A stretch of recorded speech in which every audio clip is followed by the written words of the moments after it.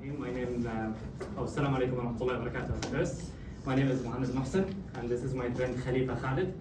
And we are both first year medical students, and we are here today to revise the muscle chapter, inshallah, with you guys for the your upcoming quiz and for the final exam, inshallah.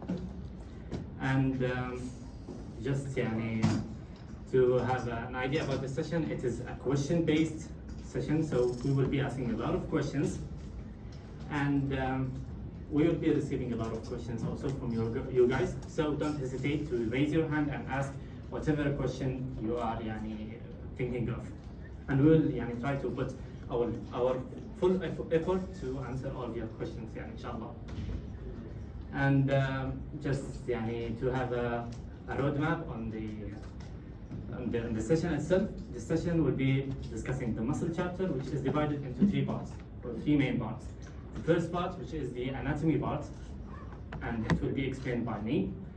And this part we will be talking about the structural units of the muscle itself. So the things that we can see in our eyes and things that we cannot even see. And we are talking about the anatomy, we're talking about structures. So some things that we need to know that they exist in the muscle, okay? And the second part, inshallah, will be explained perfectly by my friend Khalifa, which is the physiology part.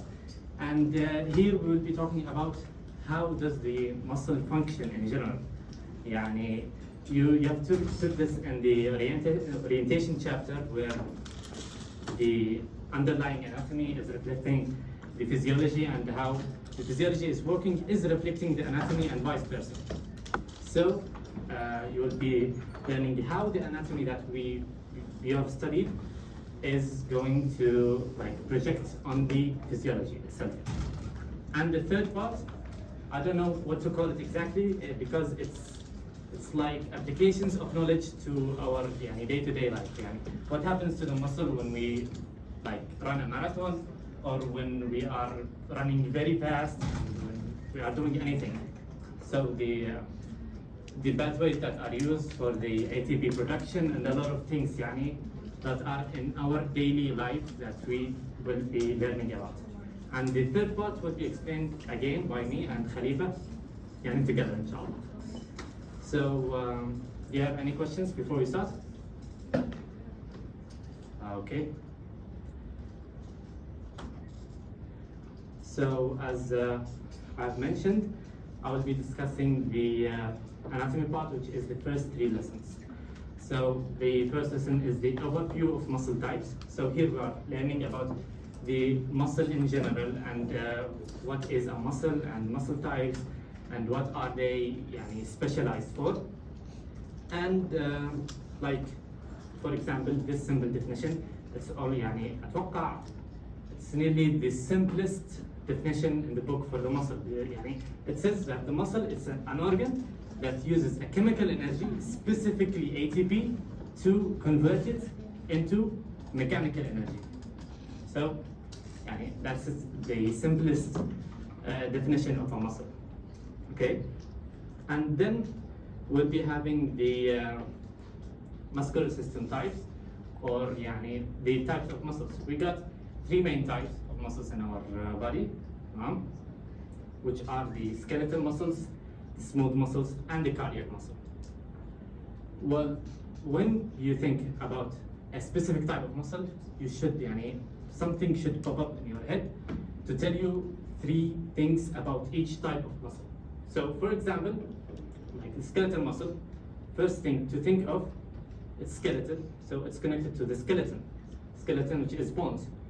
So, skeletal muscles to the skeleton. Smooth muscle, visceral. What does visceral mean? Visceral body cavity. Yes, exactly. Amazing. So, the visceral is related to the internal organs, like the stomach, the intestines, a lot of internal organs that use muscles, but they are not skeletal again, because they are internal. And like the cardiac muscle, the name itself it explains everything, because it founds only in the heart. So cardiac muscle, cardiac. Okay. Then we'll be talking about the striations. So the skeletal muscles and the cardiac muscle are striated, smooth muscle are not. How to remember this? Because sometimes it doesn't make sense to think about it, because the chapter is not explaining a lot of things about the smooth muscle, or the smooth muscle part is excluded. So just think of it like this, in this reasoning. Like tough muscles, like the skeletal muscles or the heart, needs striation, or they have striations. Because the skeletal muscles, you are using them like every day and continuously, so they need to be tough. So there is striations. The heart is pumping from day one till you are, so it needs to be tough muscle. And the smooth muscle is not striated because it's just smooth, just squeezing things and moving things inside the organs. So no striations needed there. Just think of it like that to remember it easily. And last thing, which is super obvious, the skeletal muscles are voluntary, or we can control them. The smooth muscles are not, obviously. And the cardiac, it's also not voluntary, or we cannot control it, unfortunately. Because I want to slow down my heart right now, and I cannot. Just more details on the skeletal muscle and the cardiac muscle in the book. We already mentioned that it's attached to the skeleton, and an important thing is that the fibers of the skeletal muscles are the longest fibers of muscles. So they are cylindrical in shape, and they are very long. Okay, and the skeletal muscle in general contracts rapidly, like most of the time, and therefore it tires easily. It tires very easily, like the heart is pumping always, and it's not getting tired at all. But the skeletal muscles, it tires easily because it contract rapidly.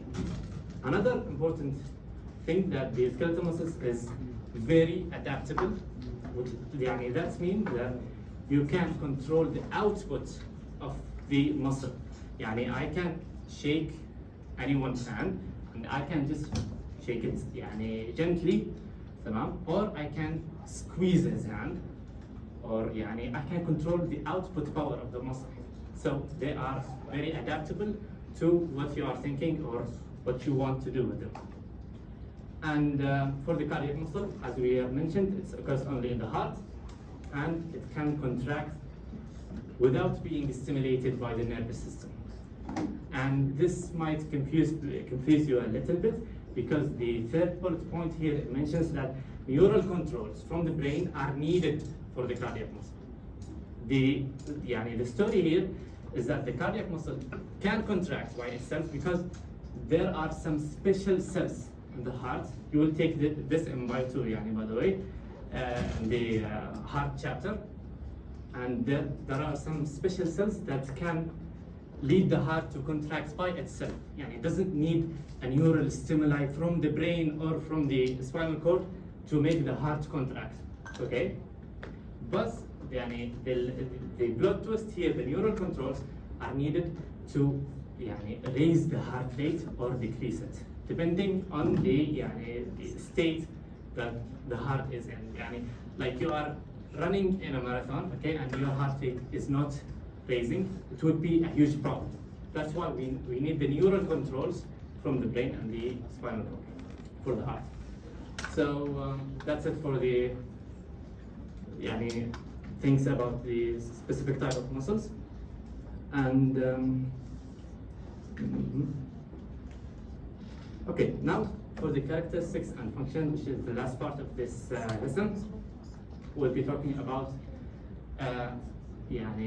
main characteristics, which are the main things that a muscle can do. Things that specifically muscle and a few little cells in the body can do them, but mainly the muscles. Okay, like the excitability, they are able to receive a stimulus from the nervous system or from the brain or from anywhere, and respond to this change by changing the membrane potential. Okay, and then we got the contractility. The muscle cells are very unique because they can إنها shorten, they can contract. And then the extensibility is almost the opposite of contractility, because here muscles can contract, here the muscles can extend and stretch. And last, we got the elasticity. So after contracting or stretching, the muscle needs to recoil or get back to its normal size and normal everything. So elasticity is the ability for the muscle to recoil to its formal state. And that's for the characteristic. For the functions, they are things that muscle do, but on the way. Okay, they are contracting, they are extending, they are elastic and everything, but the functions, they are doing it while maintaining everything. So that's a difference between a characteristic, something special about a muscle, and a function, something that the muscle also do. That's why I put them like as branches, but they are not scientifically connected to the main thing here. Just keep in mind that. But just as branch, that the function, it's not something main or compared to the characteristic. So like reducing movement, something that the muscle do when contracting and extending, but it's not something structure of something unique that the muscle do it, because the producing movement is a result of contractility and extensibility. Okay, generating heat is also the same thing, something that the muscle do in the weight, while contracting and everything, and stabilizing joints and maintaining posture and body position. So I don't know what to say here, just memorize them. And now we are done with the first lesson. We'll move on into the gross anatomy of the skeletal muscle. And what does gross mean here? Yes, exactly. Macroscopic, or the things that we can see in our eyes. Macroscopic means large. You don't need a microscope to see them. And here we'll be talking about the things that are important for the muscle first. Like each muscle needs one nerve to get a neural stimuli, and one artery, and one or more vein, as a supply for each muscle. And here, one or more vein, it is because the muscle in general, skeletal muscle, got a lot of products and waste products that needed to be removed from the muscle to the blood. Okay, that's why we need one or more vein. Okay, while the artery, mainly one is enough for most of the muscles. Skeletal muscles specifically get a rich blood supply because they need a lot of nutrients, oxygen, and continuous flow of nutrients and oxygen. That's why they are rich in blood supply. And another important feature here is the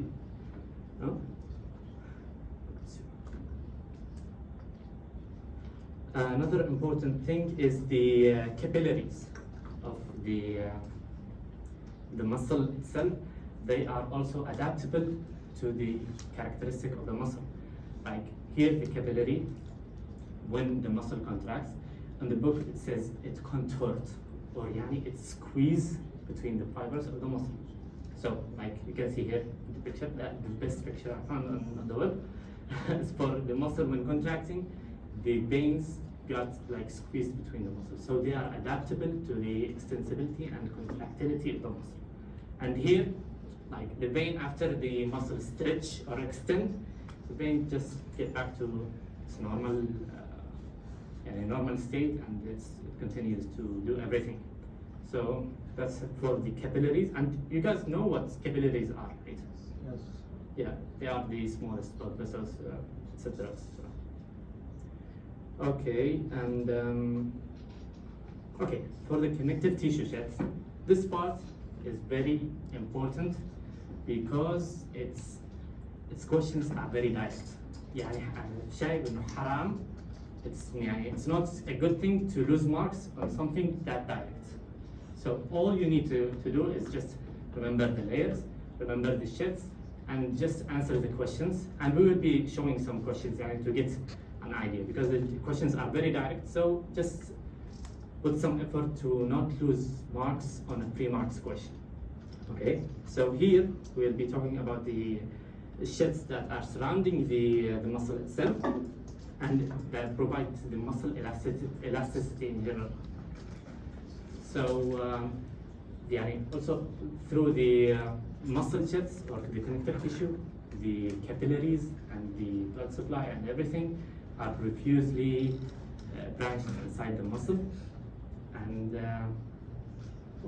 no, okay, amazing. Okay, so that is a muscle in general. And first of all, we got the outer layer of a muscle. That's the layer that covers the flesh itself, and we call it the epimysium.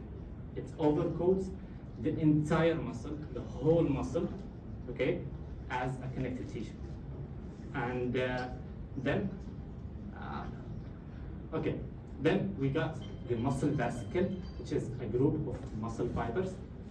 Okay, muscle fibers are just structural units or minimized structural units that you can notice in the muscle, and they can see by the naked eye. And then the muscle fascicles themselves are covered by the perimysium, which surrounds each fascicle as it is mentioned. And it's also a connective tissue, and it is important to know what type of connective tissue it is. For the epimysium, what type of connective tissue? Anyone got an idea?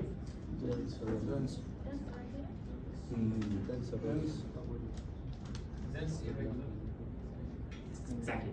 That's dense irregular connective tissue. And the perimysium is yes, exactly. It's the same thing. So for the epimysium and the perimysium, they are dense irregular connective tissue. This could be a question, maybe in your exam or in the final, just to try to link between the chapters, the tissue chapters and the muscle chapters. So be careful for this information. And then we got the endomysium. The endomysium surrounds each muscle fiber, each single muscle fiber. How to remember the units of the muscle? So now we talk about we got the muscle, and then we got the muscle fascicle, and now we got the muscle fiber. Okay, I don't know what I said about the endomysium. It surrounds the muscle fiber, not the muscle fascicle. Okay, and just to remember the components, I need a volunteer. Anyone? Yalla.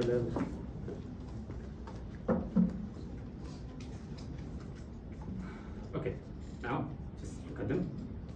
Okay, now he is a muscle. Okay, just imagine him as a muscle. Okay, now put your hands like, he's a muscle. He's a great muscle now. Okay, he's a muscle, gets a lot of layers, blah blah blah blah. How to remember the layers? Just put your hand like that. That's what? That's a part of a muscle, and we call it a fascicle. So when you forget it in the exam, just remember yourself as a muscle.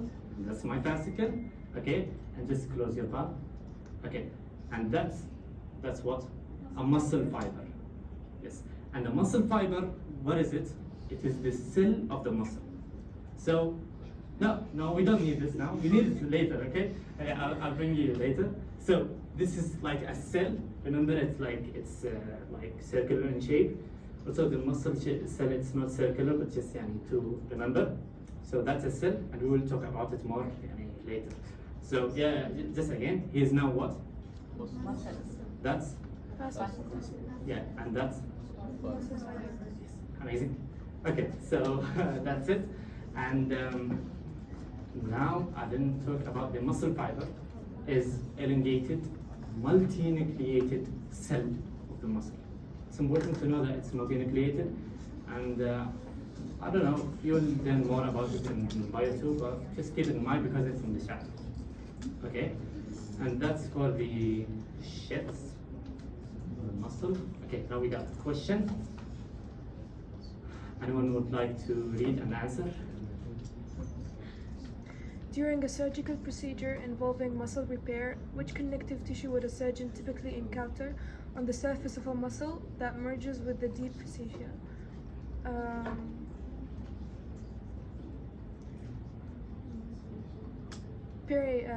Epimysium, right? Okay, and anyone got a different opinion? That doesn't mean that maybe she's not wrong, maybe she's right. Epimysium. Amazing, yeah, same thing. Yes. You're correct. Well, to be honest, I forgot to bring some candy, so I'm so sorry. No. I'll make it up for you guys. Tamam. And yep, it's the epimysium. And that's a table from the book. Yeah. Huh? Oh, okay, sure. My bad, sorry. So, during a surgical procedure involving a muscle repair, which connective tissue would a surgeon typically encounter on the surface of a muscle that merges with the deep fascia? So, the deep fascia, is the outermost layer of the muscle.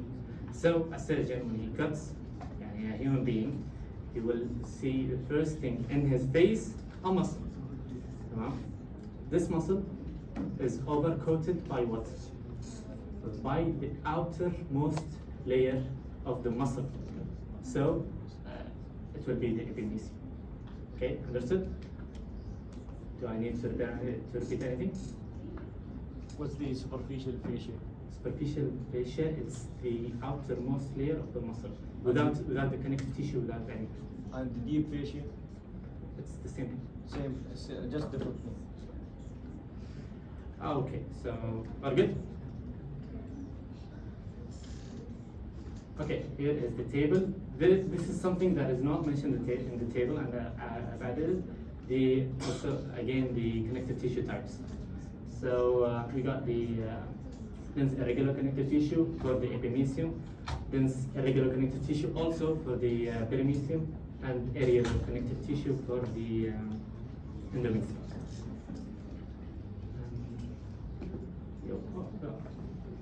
I'm not used to it at all, so.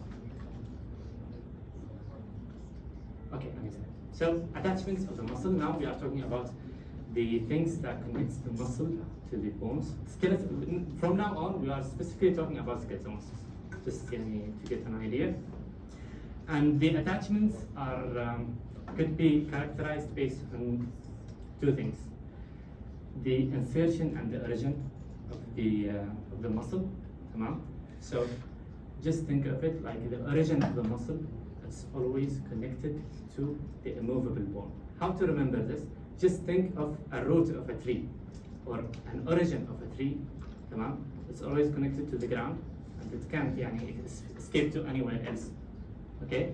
That's why the origin is always connected to the immovable bone, or the bone that cannot move or to go anywhere. Okay? The insertion, it is connected to the movable bones. Obviously, there is nothing else. Just for example, here you got this muscle. It is connected to here and to this bone. This bone now is moving up and down. Okay, like this one. I'm moving right up and down. The insertion of the muscle is connected to the movable bone. So this one, it will be this one. The origin of the muscle to the immovable bone, so it will be this one. And it is different from a bone to bone, from a muscle to muscle, because now this one is it's not moving, it's immovable. But if I do like that, it's moving, and there are a lot of other muscles that are movable and immovable, insertion and origins. Okay, so another classification or important proceeding of classification the attachment of the muscle is the type, whether the attachment of the muscle is indirect or direct.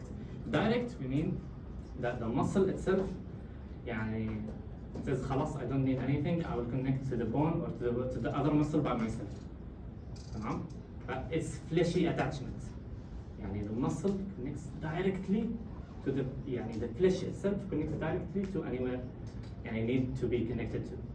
The indirect attachments, we use some special structures. We are calling them tendons and aponeurosis. Tendons, I think you have an idea about them from the tissue chapter, I guess. Okay, amazing. So tendon are a rope-like structure.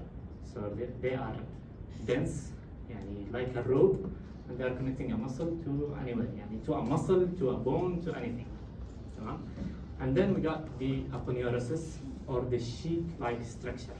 So they are basically like a tendon. Everything is similar. The type of the connective tissue is almost the same, but aponeurosis are branching, or they are spreading like a sheet to cover a specific area. Okay, and here you can see like the tendon, it's like this structure, and it's like a rope-like. It's like something dense, rope-like thing that connects the muscle to a bone or anything. Okay, and here we got the figure B. It's the aponeurosis, which is the thing that here in your palm. It is like a tendon and everything is the same, but then it branches to cover a larger area, and it spreads like a sheet. Indirect attachment in general, we are talking here about tendons and aponeurosis. They are more common in the body because they got more durability. They are tougher and harder and much better than the fleshy attachment when the muscle connects by itself to another part. Okay, and they also conserve a lot of space, and that's why they are very common in the body. And just as a question, okay, what is the structure here? Is it a tendon or aponeurosis? This one. So no aponeurosis. Aponeurosis. Yes, exactly. It's aponeurosis because it spreads like a sheet. Even you can see through it. It's like a sheet. It's covering a larger area than a tendon. A tendon, in general, it connects to a point, not a larger area like a sheet. And amazing! We are done now with the second lesson. We will move to the most important part, if I may say, the microscopic anatomy of skeletal muscle. Someone said that gross anatomy means macro. Here we are talking about micro, the things that we cannot see in our naked eye, and we need microscope to see them. Okay, so here mainly we'll be talking about the muscle fiber. If you remember, in my diagram, I told you this is a muscle, this is a fascicle, this is a muscle fiber or a cell, the cell of the muscle. Okay, the muscle fiber in general consists of a lot of deeper parts. If we zoom in inside the muscle fiber, we'll find things like the myofibril, first. Then after the myofibril, we'll find this sarcomere. Okay, the sarcomere consists of the myofilaments. Myofilaments consist of thin or thick filaments. So now we are done with the structure. The example, I work hard to get an example like that. We are now muscle, a fascicle, a cell or muscle fiber. Myofibril consists of sarcomere. Sarcomere, how to remember it? I connect it with the, what do we call this finger in Arabic? Sababa, بالضبط. So sababa, sarcomere, amazing. So that's the myofibril, the sarcomere, the myofilaments, thick and thin filaments, and we will learn about them in specific details. And important things to mention about the muscle fiber itself. It's multinucleated cell, and it is covered by the sarcolemma. The sarcolemma, it's another term to say plasma membrane. Okay, and you'll notice that we will be using sarco and myo and my and a lot of these prefixes that are related to the muscle. So the sarcolemma is the plasma membrane for the muscle fiber as a cell. It is it's considered the plasma membrane. The sarcoplasm, it doesn't need شبارة ولا شيء. sarcoplasm, it is the cytoplasm. تمام? And it contains a lot of organelles, normal organelles of the cells that are squeezed between the myofibrils. We will know more about the myofibrils in a bit. And the cytoplasm or the sarcoplasm of our muscle cell, it contains a lot of glycosomes, which are needed to produce ATP, and you'll know more about it.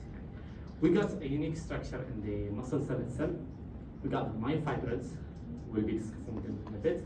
The sarcoplasmic reticulum, smooth sarcoplasmic reticulum in details, and the T-tubules. Okay, and yes, that is a myofibril. It is a cylindrical bundle of contractile units found within the muscle cell. So they are cylindrical unit cells that are densely packed or found in a very high rate inside the muscle cell, okay, to the point that they are starting to squeeze other organelles inside the cell. So squeezing the organelles like the mitochondria, you will see it squeezed between the fibers. The cell, you will see it like near the plasma membrane. So it's squeezing everything. It takes a lot of space, and it got striations, and striations are just lines or things that we can see them in different colors. So they are striated like a zebra, and these striations are identified as the light eye band, first of all. Okay, the light eye band. Each light eye band also has a darker midline area called the Z disc. Okay, maybe if you didn't study this chapter, you wouldn't know whatever I'm talking about right now. So the light eye band, just remember light, there is eye, so it's eye band. Okay, and it is this area here, right here. So you can see it. There is a lot of structures here. So it is light in color, or it appears like light in color, okay? And there is something in the light eye band that is special. We call it the Z line, and it got its name because it's like a Z. It's like a zigzag, okay? And then we got the dark A band, just from here to here, okay? It is part of the sarcomere. We'll be discussing it now. And each dark A band has a light lesion in the middle called the H zone. Okay, H zone. We'll be discussing them in details, but I'm just identifying the terms right now, just for you to know what I'm talking about when we are moving on. And each H zone is having a dark line in the middle called the M line. A lot of information that you need to memorize, and I will help you, inshallah, to memorize all of them. And like now, let's talk about the other structures. Okay, so a myofibril, we said that here, myofibril, then we are moving to what? Sarcomere. Exactly. Sarcomere, we are still talking about the myofibril, but the sarcomere, since we said that the myofibril is so elongated within the muscle, sarcomere is a segment of it, so we just pick a segment and study it to understand how the overall muscle is moving. So sarcomere is a segment of myofibril between two Z discs. And the sarcomeres are considered as the functional units of the muscle because they are the smallest part of a muscle that is doing the same thing that the muscle is doing. Sarcomeres are the last final smallest parts that contract. So when we find a structure like that, we call it the functional unit because this is the smallest thing that do the whole story behind the muscle. Okay, and they are composed of the myofilaments. Remember, sarcomeres, myofilaments, thick and thin. Okay, so the thin filaments composed of actin proteins and other proteins, and they are anchored to the Z discs. So I don't know. Yep, here. These are the thin filaments. Okay, these are the thin filaments, and they are connected to the Z disc, the zigzag thing. Okay? And the thick myofilaments are composed of myosin proteins mainly, and they are anchored to the M line of the sarcomere. And that's why, no, too late for, yeah. I'm spoiling the questions. So here the M line, there are special proteins here in the middle line of the muscle that the, how to say it, the thick filaments are connected to, okay? And we call it the M line, okay? And we got the elastic filaments. We will be talking about them in details يعني بعدين, not that time here. Okay. هو ده مثلا.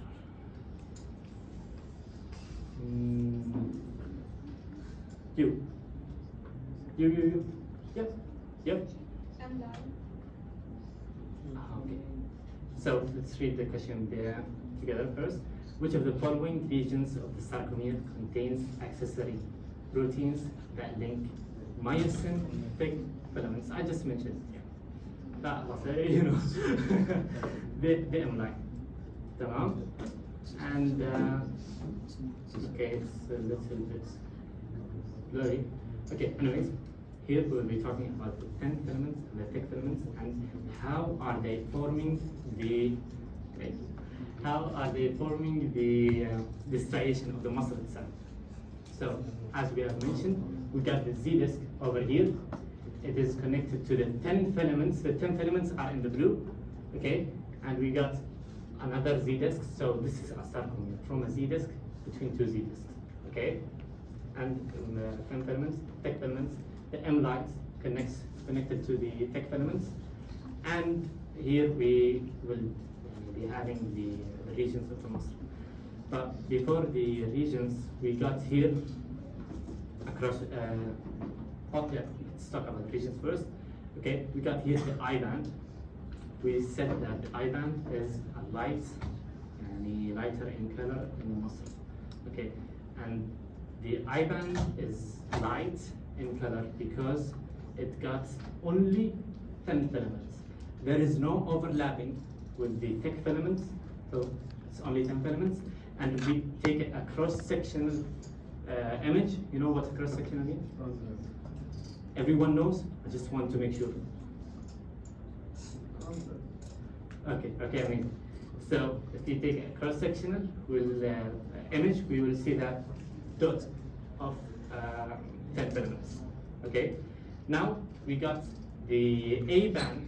If you notice here, it is a dark region in general in the sarcomere because we got overlapping of the thick filaments and the thin filaments together, okay? So the filaments are overlapping together, so they cause the color of the muscle to be dense and to be dark in color, okay?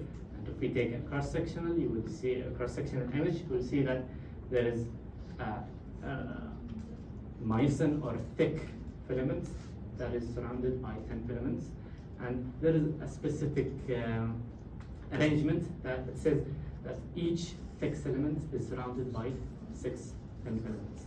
If you notice here, the dot is surrounded by 1, 2, 3, 4, 5, 6. Okay, each one filament is surrounded by what?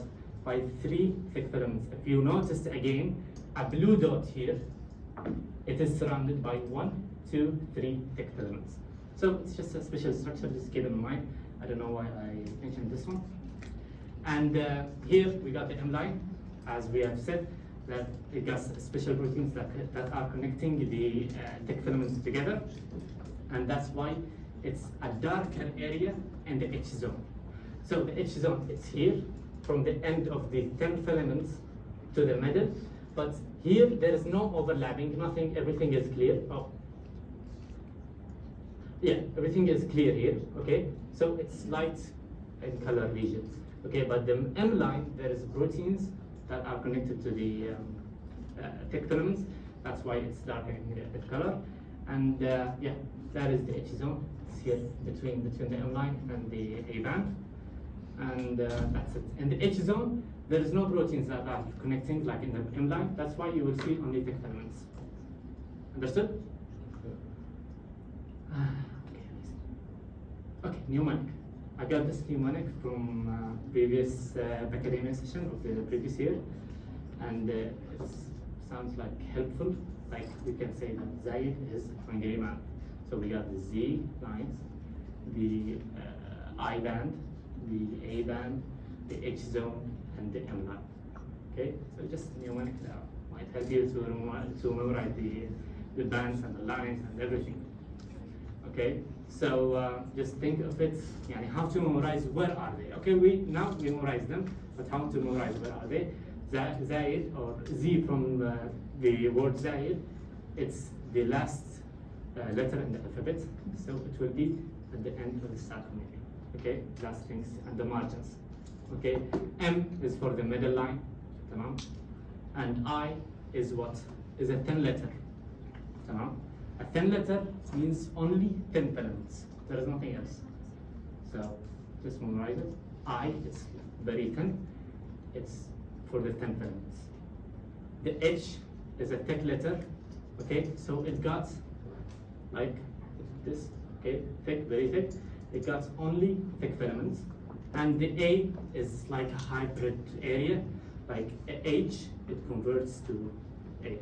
Okay, so it's an area where thick and thin filaments are can be seen together. Okay, and keep in mind, I found this line in the book. It might be interesting because it says that the myofilaments are anchored to the sarcolemma at the Z disc. Sarcolemma again, it's the cell membrane or the muscle cell membrane. Okay, so the myofilaments, the thick and the thin, are connecting at the Z disc to the sarcolemma. Okay, now this is a continuous of the table because in the book it's only one table, but I see to divide it between the topics it will be better this way when you are revising the PowerPoint. So just have a look at them, inshallah. Okay, now thick and thin filaments, we'll be talking about them in specific details. So thick filaments are composed of what? Of myosin proteins. Myosin proteins are consisting of 6 polypeptide chains. We divide them into 2 and 4. Okay, the 2 heavy chains, we call them 2 heavy. Okay, they are forming the rod-like filaments of the thick filaments themselves. Okay, so as you can see here, I don't know if it's showing or not, but here we got the head, and we got like a line connecting the thick filaments together. Okay, and this line or connecting is performed by the heavy chains. Then we got the 4 light chains. Each 2 of them are forming a myosin filament head, and this head is important to be connected later to the thin filaments, and you will understand that in the physiology part. And then if you are talking about the thin filaments, they are composed of the globular actin protein or the G-actin, and they are kidney in shape, like you can see here. I don't find any place to put except here. So they are kidney in shape, and yeah. For the heavy chains, it forms the tail, not the head. The 2 heavy chains, it forms the tail, not the head, right? Yes, exactly. Yeah, but it's written there that it's the head. Tail. Okay. Yeah, 2 of them. 2 of the light chains form the head. Okay, but the heavy only forms the tail. Okay. Yeah. So let's get back to the thin filaments. They are kidney in shape, and they are the binding site of myosin. So they got like a hole here, like a hole that for the head of the myosin thick filament to be connected to. Okay, and they are like the thin filaments, the G-actin proteins are arranged in, like next to each other to form filaments, like, and we call it the F-actin or the filamentous actin. So pay attention to differentiate between the G-actin and the F-actin. And yes, thin filaments proteins, there are another proteins than the actin protein, which are the tropomyosin and the troponin. The tropomyosin, it's like bullying the thick filaments or the myosin filaments. So it is like something that covers the binding site of the thin filaments. So when the thick filaments or the myosin filaments, they are ناقصهم حنان كده يبغوا دائما كده يتعلقوا بالاكتين filaments تمام؟ if there is nothing to prevent the myosin filaments to connect to the thin filaments, myosin will be always connected to the thin filaments, and it will be always contracted.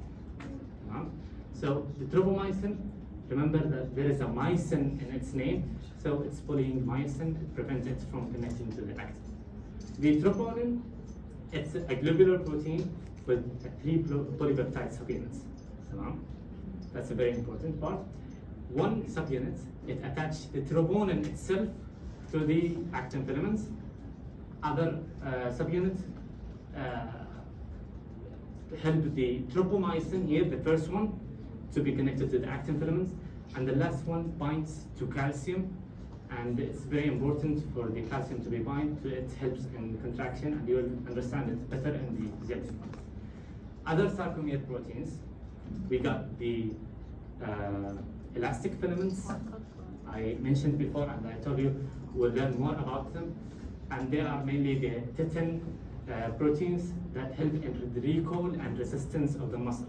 So if they are not there, okay, the muscle will excessively stretch, and it will be rupturing everywhere. So the elastic filaments or the titin filaments are found in the from the Z disc to the M line, and they are holding the thick filaments in place, and they are helping in resisting over contracting or extending. We got also the dystrophin, which is a protein that links the thin filaments to the proteins of the sarcolemma. Sarcolemma again is the muscle membrane, okay, or the muscle cell membrane. So it connects the thin filaments to this membrane. Other proteins are important, have a read on them, and we got also like desmin and nebulin and a lot of things, and they are not as important as the other things, but also take a look at them because you might get a question from them. Okay, so that's the thick and thin filaments. Talk about them. Question? Anyone? Another one. Okay, so which protein does calcium bind to in the muscle fibers to initiate a contraction? Yes, troponin C. We already mentioned that the troponin is the place that got 3 subunits. One binds itself to the actin, the other binds the tropomyosin to the actin, and the last one binds to calcium. So yes, C, correct. Right, now homeostatic imbalance. Just put some effort to read it. You might get a question from it. Now in bio 1, I don't know, I noticed in the previous exam that they didn't bring a lot of questions from the homeostatic imbalance, but in bio 2, you will suffer from them. Sorry about that.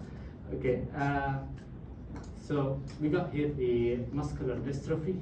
It's where the muscle is not working well.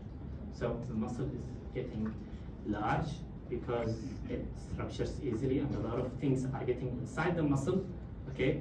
But it's getting larger doesn't mean that it's functioning well. As we are used to, muscle is getting bigger or it's bigger, okay? But now here it's not good at all. So in the DMD, it's exclusively related to males because it's have a genetic decision, okay? Males got X and Y, females got X and X. Okay, everyone realizes this idea. So if you are a male, fortunately, you have X and Y, and you got a defect in an X chromosome, you have nothing else to compensate this defect. So you are doomed, And if you are a female, you got 2 copies of X chromosome. Okay, if one got a defect, the other one can compensate for the defect and help things to get better. So that's why it's X-linked. Males will suffer from it more, and it will be a lot in males because they don't have 2 copies of X chromosome. Okay, so the DMD, the problem is in the dystrophin protein that we have mentioned that it connects the 10 filaments to the sarcolemma, and here the muscle gets fragile and ruptures easily, and the calcium is getting inside and cell died inside the muscle. Okay, so when cell died, we call it apoptosis. Just keep this in mind. We're studying it right now, in year 1. So apoptosis is the death of the cell, and there is no cure for DNA. That's it. That's it for the hemostatic imbalance. Sarcoplasmic reticulum and the T-tubules are also special structures of the muscle cell. Sarcoplasmic reticulum is just the reticulum of the cell, and it branches to the cell to flush calcium inside the muscle, and you will understand why it is needed to regulate the calcium levels inside the muscle. And we got the T-tubules are like invagination of the sarcolemma, so they are like a link of the sarcolemma to the inside of the muscle, and they are used to transmit the signal or the action potential that you will see in the physiology part. And together, the sarcoplasmic reticulum and T-tubules, they form a triad. Triad means something that composed of 3 things. So here we got 3 lines. The T-tubules is in the middle, sarcoplasmic reticulum on the sides. Okay, the signing filaments mode, it says that contraction reflects the overlapping of myosin, thick filaments, and actin thin filaments. And this is happen when the neural stimuli come to the muscle, and it starts an action potential and calcium flush inside the muscle, and a lot of things happen. I'm not getting into details now. I'm trying to skip as much as I can because you will understand in the physiology part in details. And during the contraction, a lot of things happen. The I bands shorten. Okay, the distance between the Z discs also shortened. The H zone, they are shortened until they are disappeared. Okay, so they are basically disappeared. The only thing that is not affected of the striations of the muscle is the A bands. So they are getting like more in color, but they are not stretching or shortening or getting enlarged or anything. Okay, and this is because here the A band, the muscle myofilaments are overlapping and continuing to form the dark area of the A band itself. Okay, the I band is getting shortened, and the Z disc same thing. And here the M line, it disappears because the overlapping of the filaments themselves. So just remember what disappears and what stays and what etc. Just all of them shortened and or disappeared, except the A band. It doesn't shorten. It doesn't have anything to do. And question.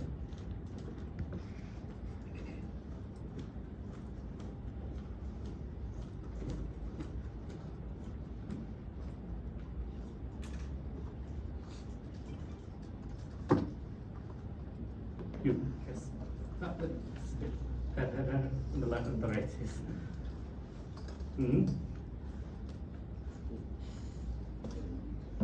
So what causes the H zone to decrease in size during a muscle contraction is, there is no A here, okay? Consider it A. Overlapping thick and thin filaments, it's correct. Any questions? Do I need to explain the question to you guys? Okay. Not sure. So I'm clicking here and it's not working. So, yep. What now? Just before we start, everybody here understands Arabic ولا عربي تفهمون؟ زين. No, I know non-Arab because I might include some other, but if there is, I will try to minimize it. Okay? So right now we'll be talking about muscle contraction. This part, they're all very connected, okay? So try to focus from now, from the beginning. Then if you miss one part, and if you don't understand one part, the other parts might be a bit confusing, okay? So if you miss anything, something you don't understand, just raise your hand, tell me, and inshallah I'll explain again. Otherwise you'll be like in lecture. Okay? So let's start first with a bit of recap, something we took in the previous lessons. Which of the following statements correctly describes the function of the sodium-potassium pump?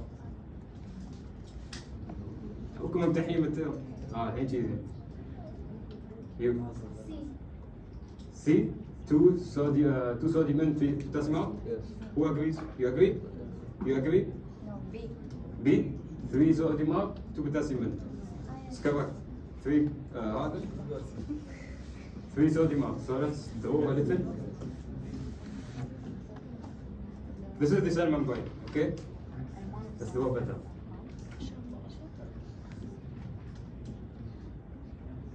Move up.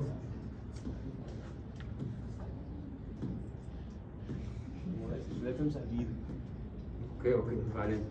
So here, okay, there's something called the sodium potassium pump. You've taken it before. Its job is to kick out 3 sodium cations from inside, goes outside, and 2 potassium goes inside. Okay?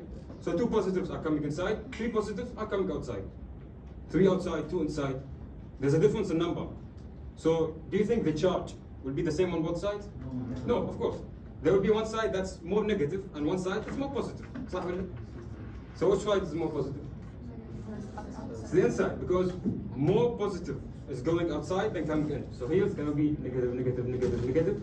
Okay? And here it's going to be positive, positive, positive, positive. Okay? So this is called the resting membrane potential. Alright? It's polarized. You know, when you think of polarized, you think of like the North Pole, South Pole, or like when you think of atoms, you're thinking some place that's positive, some place that's negative. So that's basically it. There's a positive side and a negative side. Alright? And so it's the same thing if I say membrane, resting membrane potential, or that it has voltage. This is what I'm talking about. Okay? So let's move on.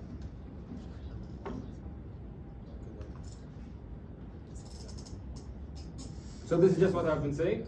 You're going to have more positive on the outside, more negative on the inside. Of course, you're going to have more potassium because the potassium is coming in, and the sodium is going to be more on the outside. Okay? So where's potassium more inside or outside? Inside. Where's sodium more? Outside or inside? Which side is the negative? The inside. There. Okay. What's this? receptor. It's a receptor. What else can you say? Tell me about it. Okay, it's a receptor. It's a what? خطير. It's a chemically gated channel. Why is it a chemically gated ion channel? It's a channel, okay? It allows things to enter and exit, okay? But it's gated. It's not always open. It's closed. Like kind of bar. It's like with button. But the reason, okay. The reason it's called a chemically gated. Okay, you cheated over this. The reason it's called chemically gated is because a chemical attaches here, which allows it to open. Chemically gated. Here, for example, what's this? And this is a chemical. What will this be? Voltage gated. Why is it voltage gated? Because it wasn't a chemical that made it open. It was a change in the voltage. So you can see here, for example, it was the normal, the negative inside, positive outside. But then for some reason, we have now positive inside, negative outside. This caused this to open. So this is a chemically gated ion channel, and this is a voltage gated because it's dependent on voltage, not chemical. Okay? So of course we're going to be talking about skeletal muscle contraction. These are the 4 steps. Go read them. We're going to go over them one by one. What's this? Neuron. What's a neuron? Contains of the cell body, dendrites, nerve cell or brain cell. It's the cells of the brain. Okay. So when we talk about the events at the neuromuscular junction, neuro is the brain, muscular is the muscles, and junction is where they meet. Right? So this is the new one. It's the general structure. We're going to be more into details in the next chapter, fundamental of nervous system. But right now, simply, we got here the axons. The axon comes inside and ends in these what's called synaptic end bulbs or synapses. Okay.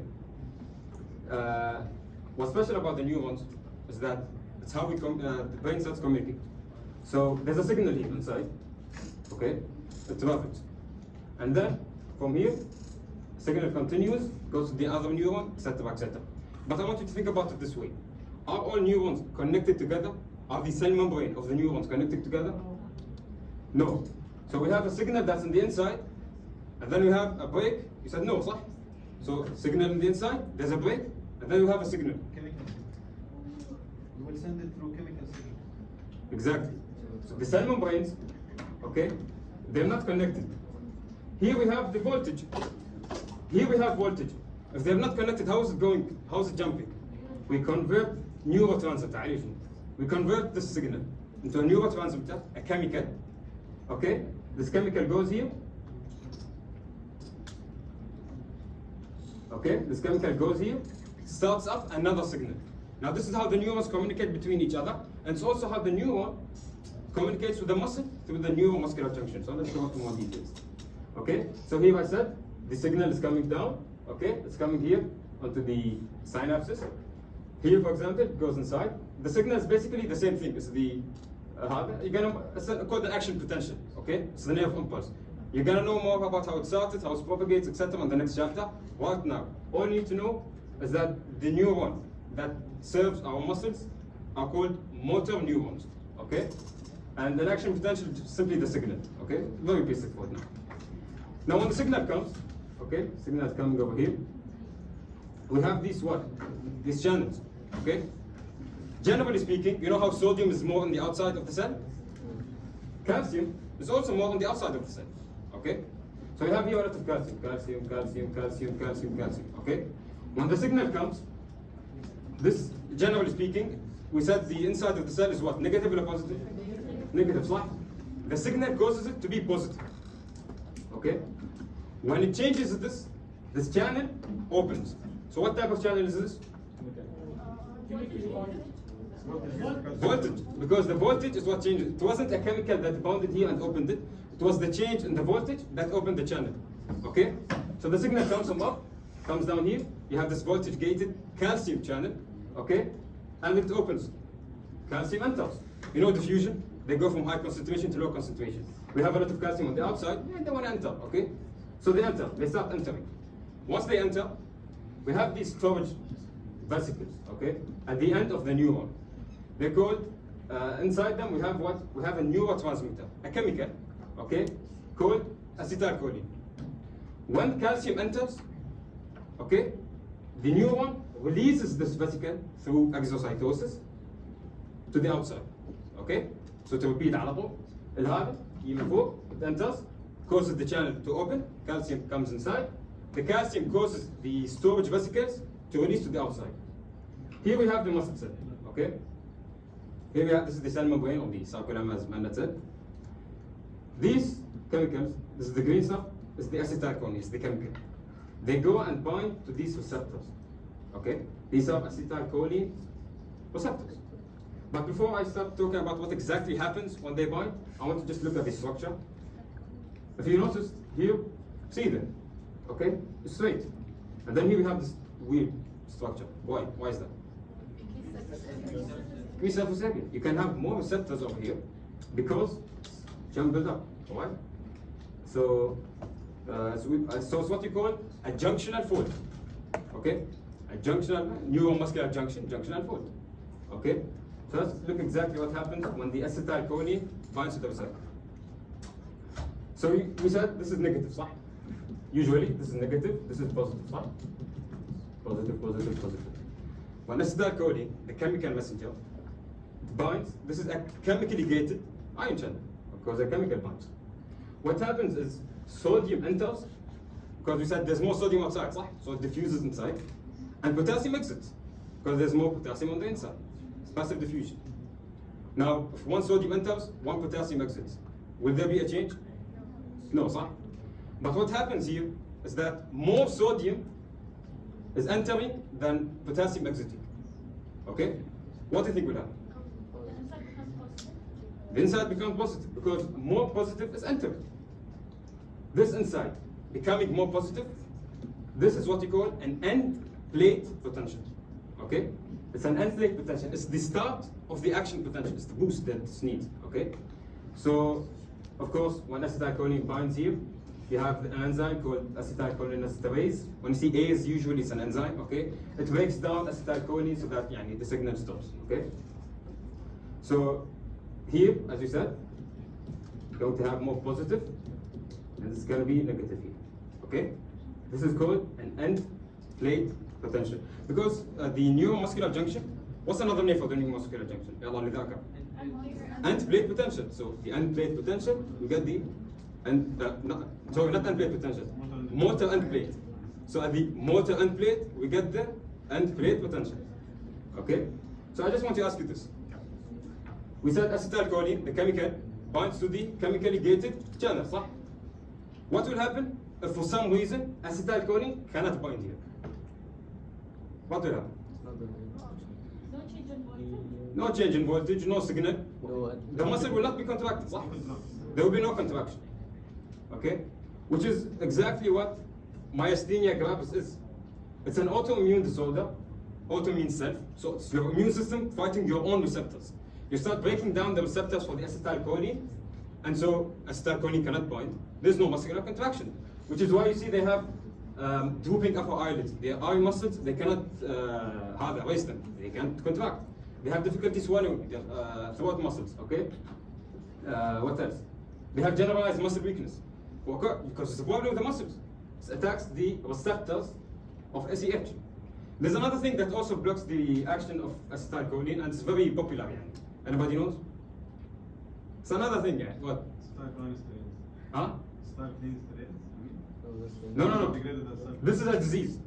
There's something popular. It's not a disease that also blocks the action of acetylcholine. It doesn't block the receptor, but it blocks the action of it. Have you heard of Botox? Botox, the one they inject for the تجاعيد. How it works is that it blocks acetylcholine, okay, thereby stopping muscular contraction, thereby reducing the amount of fluid. So when you block acetylcholine, whether it's from the disease or Botox injections, you're not going to have muscle contraction. Okay? So as you said, the signal comes, okay, calcium enters. What happens then once calcium enters? Tell me. Acetylcholine from the vesicles, it goes outside. What does acetylcholine do? It binds to the receptors, the chemically gated. Well, then what happens? End plate potential, how does it happen? Because the binding and changing potential. sodium enters. More positive is coming inside than coming Then outside. the enzyme breaks it. So here we said it's more positive, صح? It causes it an end plate potential to start, صح? This end plate potential, as we said, is the boost that we need to start an action potential or the signal. What happens is that this positive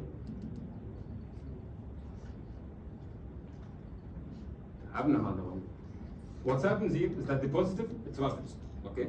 More and more entering, so here, this region, okay?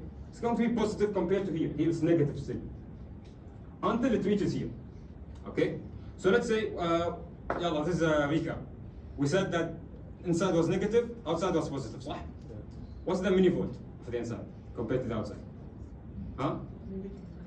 Negative 90. If you look at the harder, inside is negative 90 millivolts compared to the outside. Okay, because as you said, the resting membrane potential is negative 90. Okay, so right now more and more is entering. So of course it won't stay at negative 90, صح? It will be more and more positive, we said, صح? So it's becoming more and more positive.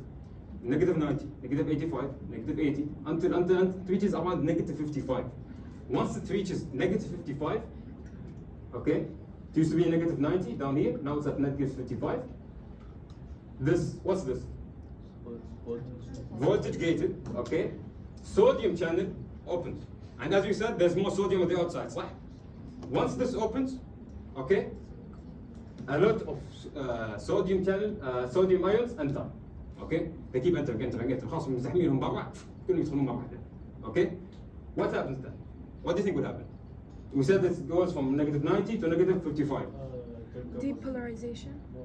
Depolarization. What does depolarization? I'll give you The depolarization. change of the Sure.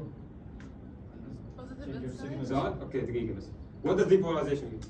the change of the شو اسمه positive and negative, the polarization of the inside of the cell and outside of the cell switches.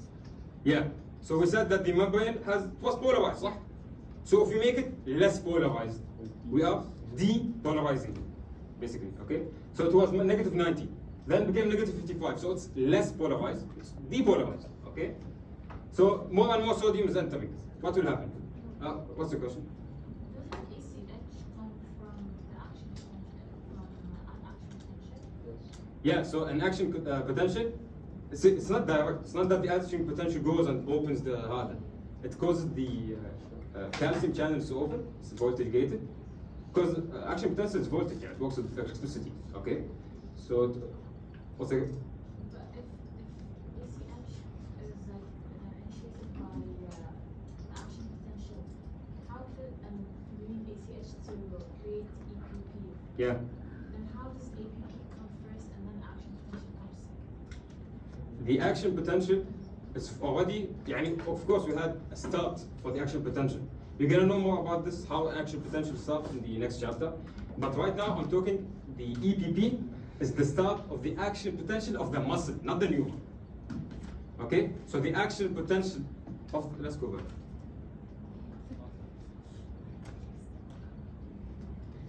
There's already here an action potential, okay? It starts, you'll understand how it starts later, but right now, it comes here. We need an alpha action potential for the muscle, okay? We need an action potential. So how does it start? It starts with the end plate potential, which is from this. Did you understand that? Which sends an action potential. Yeah, so it's, because the action potential is the signal. So the end plate potential, I'll explain right now when I show you the graph. Just to start the push. So if a question on the exam asks us how is EPP initiated, what would the answer be? Depends on the multiple choices. It's initiated from the sodium entering and potassium coming out. It's all connected step by step. يعني أول شيء هذا يجي عقب هاي يدخل عقب this comes out and this releases. It's all connected. So it depends on the multiple choice يعني. Okay, so where were we?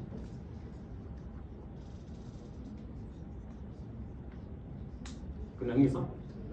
Hey, okay. So I said more and more sodium is going. It's going to be depolarized. We're making it less polarized. So from negative 55 it's going to go up. Negative 20, negative 10, positive 10. Let me show you the graph. It's gonna reach until around positive 30 due to sodium entering. Here, see here, okay? This is the end plate potential. This is the end plate potential. It just gives us the boost. Because here on negative 55, okay? Because around negative 55, okay? The sodium channel, the voltage gated, they will open, okay? And then it will cause the boost. The second part I'll explain later, by the way, so if you see it blocked, يعني, slow شوي يعني. Okay? So it's going to go up until around positive 30.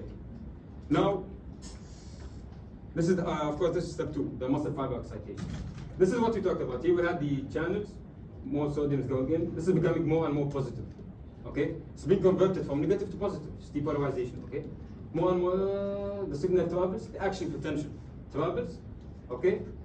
Until it reaches here the T-tubules, as you said. Okay? So this is the cell membrane. Goes inside the T-tubule. What exactly happens when it goes inside the T-tubule? Okay, as you said, this is becoming more and more positive.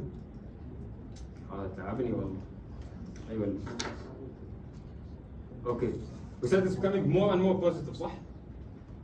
Here we have another voltage gating. So when we change the voltage, it's going to open.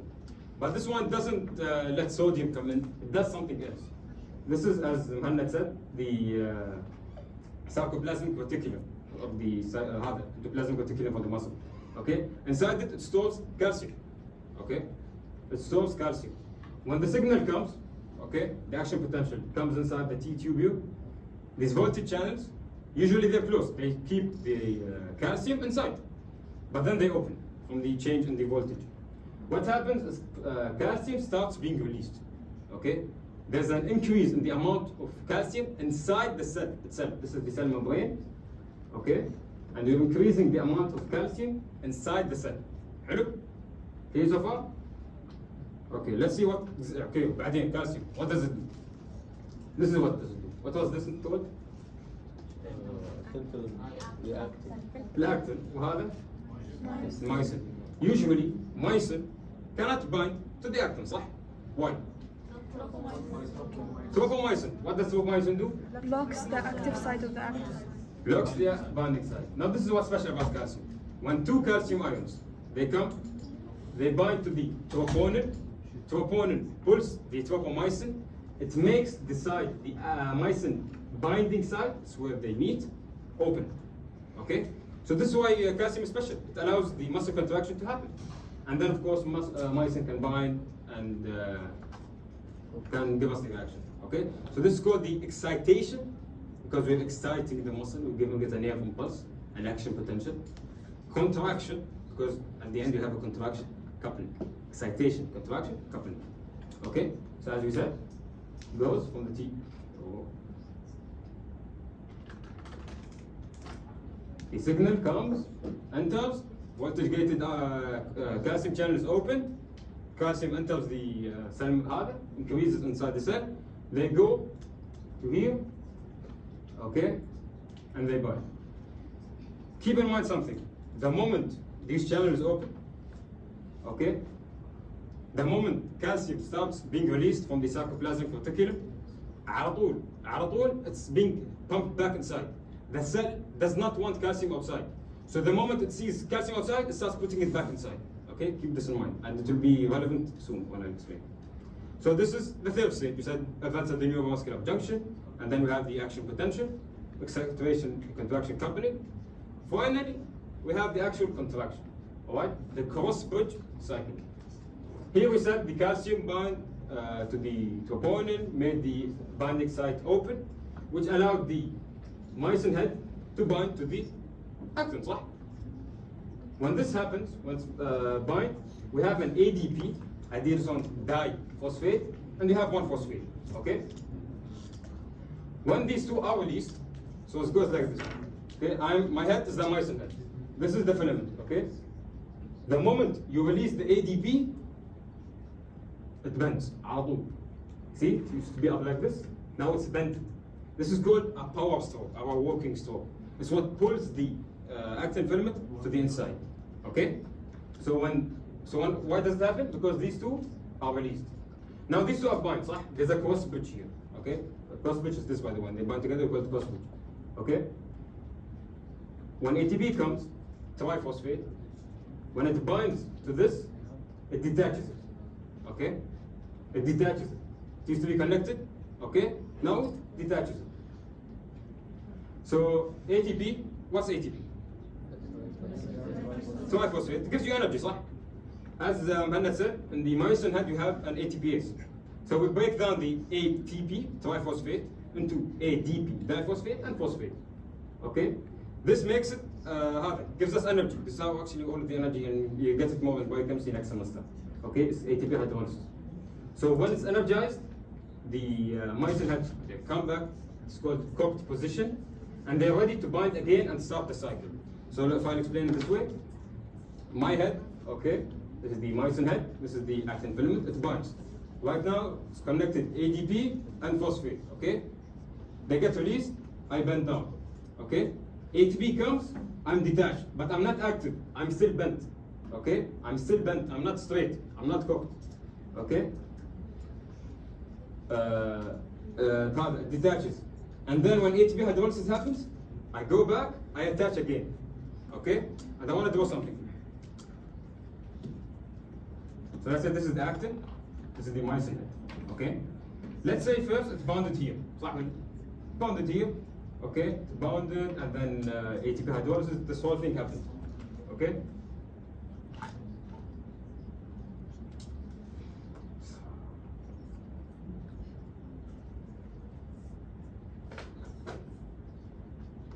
Okay.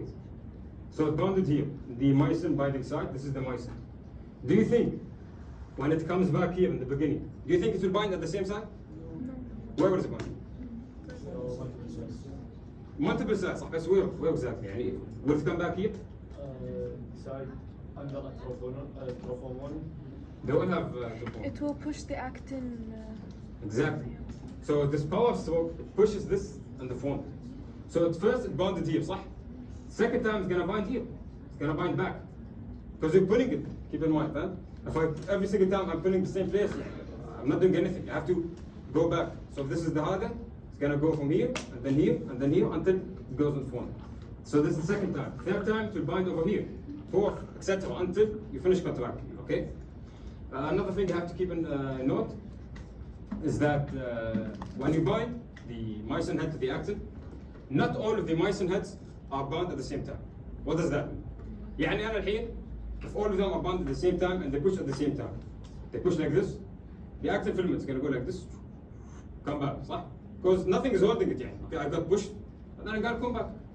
What happens is, half of them are holding it, and half of them are ready to hold. يعني, the moment I throw, this guy catches.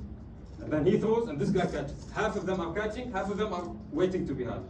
So what will this happen? You're gonna throw the actin, it's not gonna come back because it's hold. You're gonna throw him, the second guy is gonna come, and the second guy is gonna come, okay? You have to keep this in mind, yeah. Okay?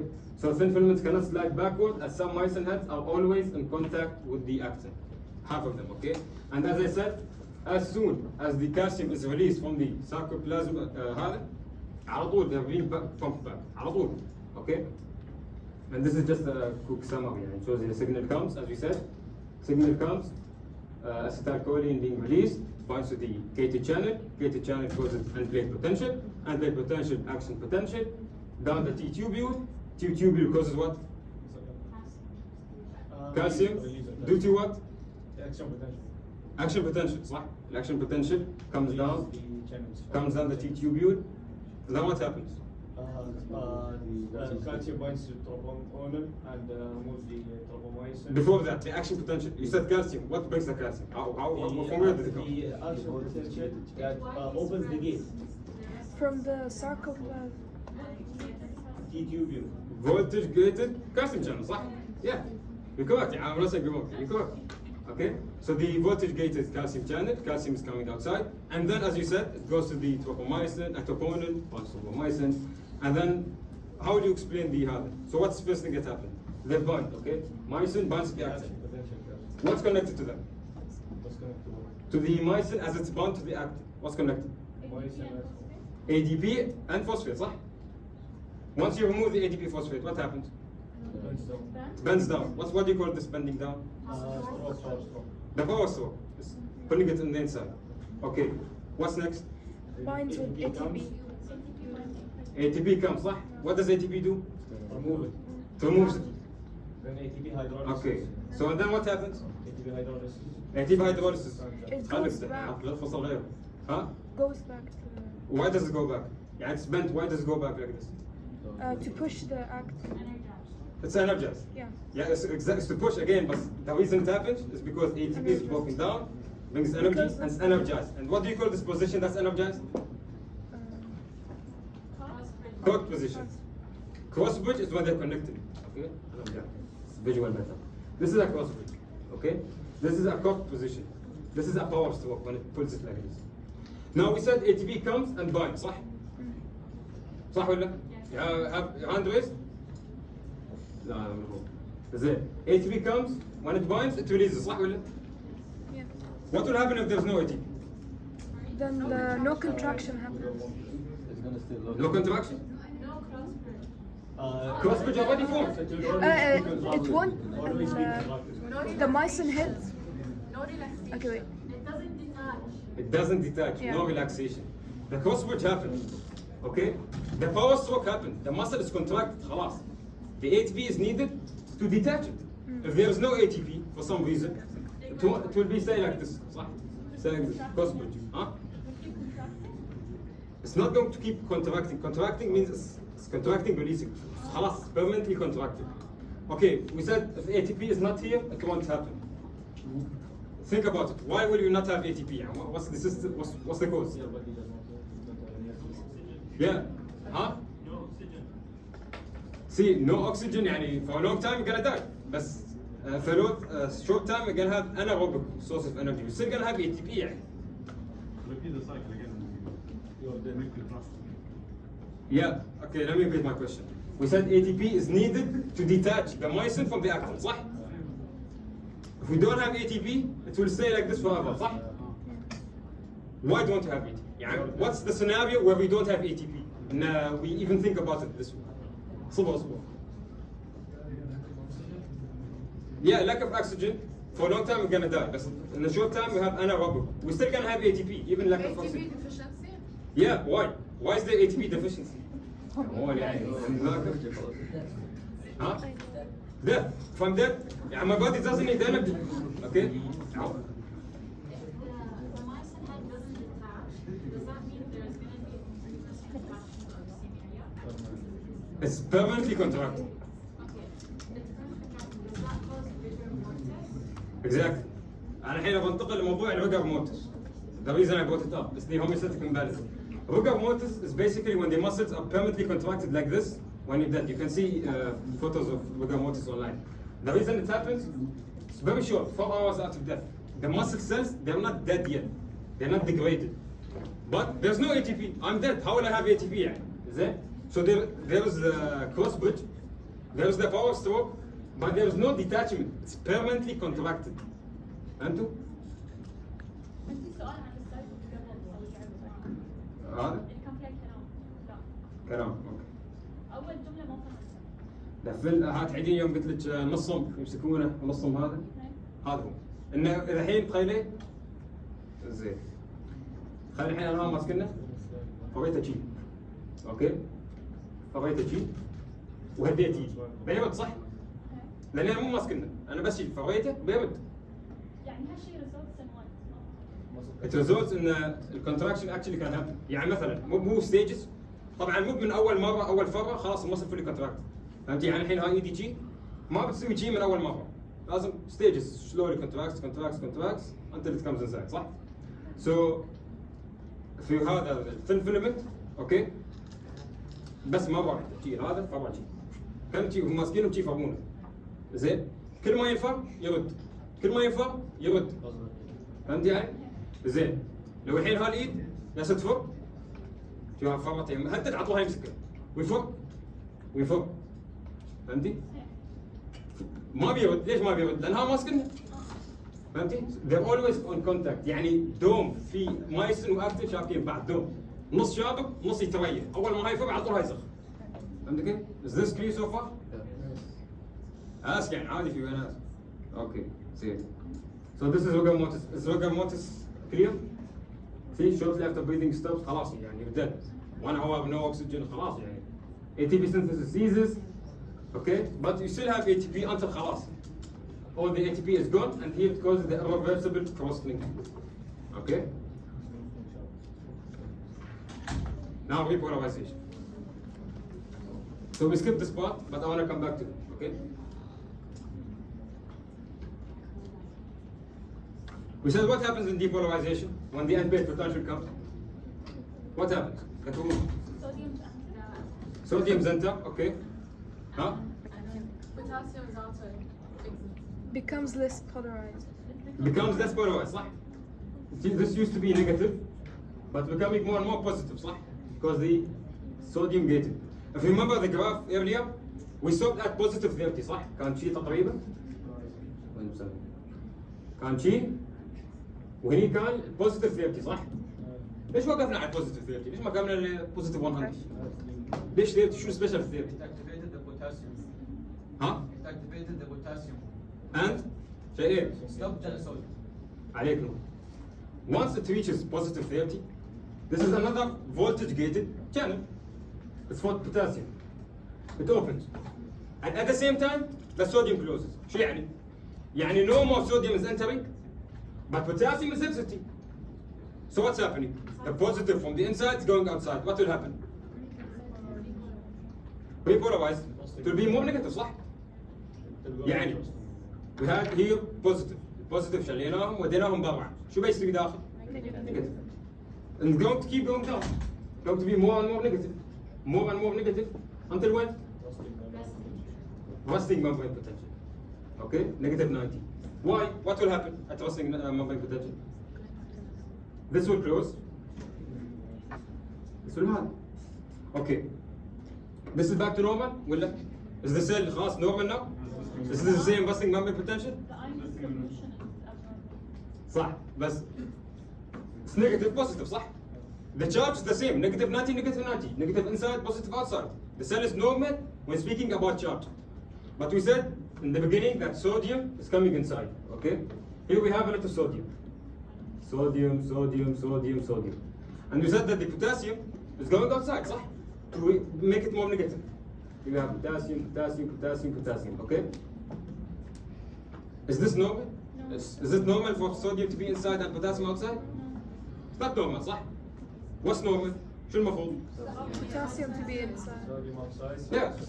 It's supposed to be يعني طبيعي إن الصوديوم outside والpotassium inside. So the electrical conditions are met, they're restored. It's negative, positive. But the ionic, the atoms, it's not restored. What restores it? Sodium potassium pump. ده كمان دائما قلنا 3 sodium out, 2 potassium in. This is what happens. Okay? So I want to come back here. We said at the beginning, until potential starts at negative 55 تقريبا. See, negative 55 is not in your chapter muscle. You will take it in the next chapter, the nervous system. Okay? The reason I'm mentioning it is so that you have an idea why it opens, why it closes. Okay? Here the sodium channel is open, depolarization. We reach positive 30. Positive 30, what happens? Two things.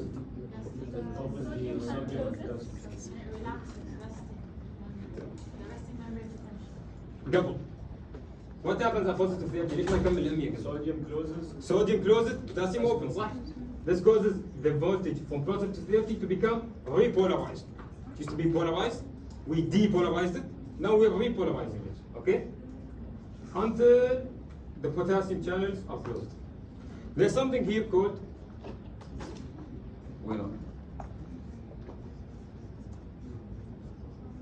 there's something here called a refractory period, okay? Basically, all it means is that when the muscle is during this repolarization field, stage, even if there is a signal, even if there's an action potential, okay, there won't be an increase. There won't be depolarization. خلاص. Once it stops repolarization, there is no depolarization until it finishes. Okay? This is what basically a refractory period. Let me go back here. Okay?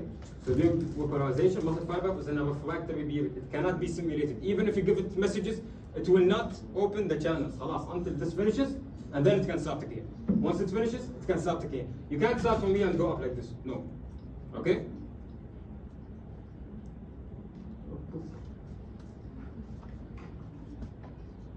Yalla.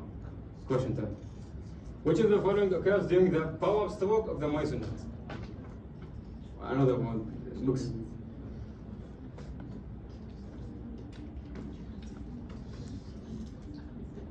ADP and phosphate are released and the myosin head pivots and bends. So ADP and how are released? Second B. one, yeah. Agree? Anybody disagrees? It's correct. As you said before, it's connected. The ADP and the other. The moment these are released, gives us the bending. Okay? Yalla. Which one of the contraction events of the following depends on the integrity of the triad system? What's the triad system? Again? The T-tubule and the... T-tubule and then the SR on the both sides. Yeah. Triad 3. Which one?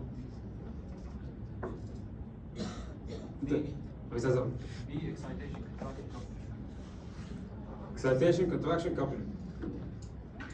Correct. As you said, what happens in excitation, contraction, coupling? The message comes, opens the channel. So it's all about the triad system. If there's no triad, the message will not go open, no calcium, none of this will happen. So the excitation, contraction, coupling, okay? Yalla, temporal, summation, recruitment, and contraction. Spot. This is me while reading, guys. So this is very hard. but it's easy. Okay.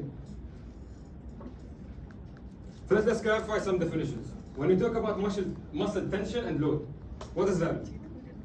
Tension, putting tension on the muscle. Huh? Putting tension on the muscle.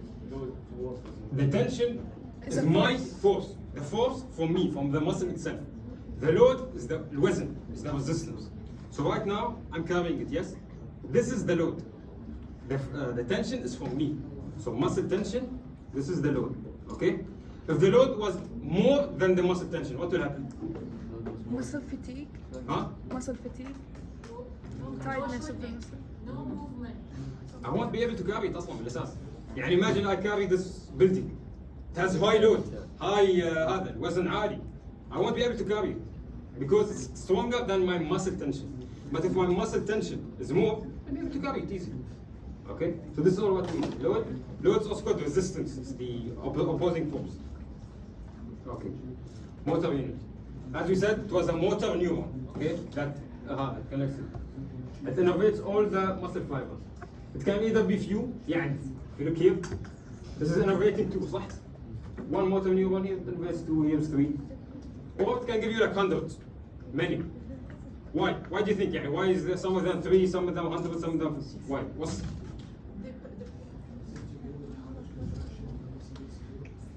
Can you repeat the question? Is it to do with how much contraction the muscle needs to do? So if we have more branches, I mean more fibers will contract. Yes, but why? ليش يعني some muscles they have little fibers, other muscles many fibers per meter. Because they only need a small. Huh? The structure? The strength of the contraction. Strength, of course, but what else? ليش يعني why do we need different strength? Depends on the level of contraction. So some parts only need a small amount of contraction. Depends on the work of the muscle. Your leg needs to carry your whole body. When it's less, okay, so your answers are correct, it's not wrong. When it's less, you have what's called fine control. Yeah, for example, I want to draw, okay? The fingers, the muscles of the finger, they don't need strength. I just need very precise. I need to be very precise. دقيق, okay? I need to draw. I need to look, move my eyes. These muscles, okay, they have what? One motor neuron per muscle fiber. They have very few for what's called fine control. But if you think, for example, your thigh muscles, they don't need fine control. You're not gonna draw by your leg. You're gonna walk. It needs to carry weight. So this is why it needs hundreds. It needs more muscle fibers. Okay. And as it said here, muscle fibers in a single unit are spread out. They're not clustered. So it's not like all of them are here very close. No, one here, one there, one there. Muscle twitch. Okay. You remember what you said? Neuromuscular junction, action potential, excitation, contraction. All of this, okay. This is attention. Say attention. This is time. Okay. A signal comes. One signal. Only one signal. Okay. Causes one fiber to contract. This is what happens. It's called the muscle twitch. It's a response of the muscle to a single stimulation. After you go to one signal, one fiber contracts. There's a muscle twitch. And it has periods. Okay. It has the latent period, the contraction period, and the relaxation. So let's look at them here. The latent period. What happens in the latent period?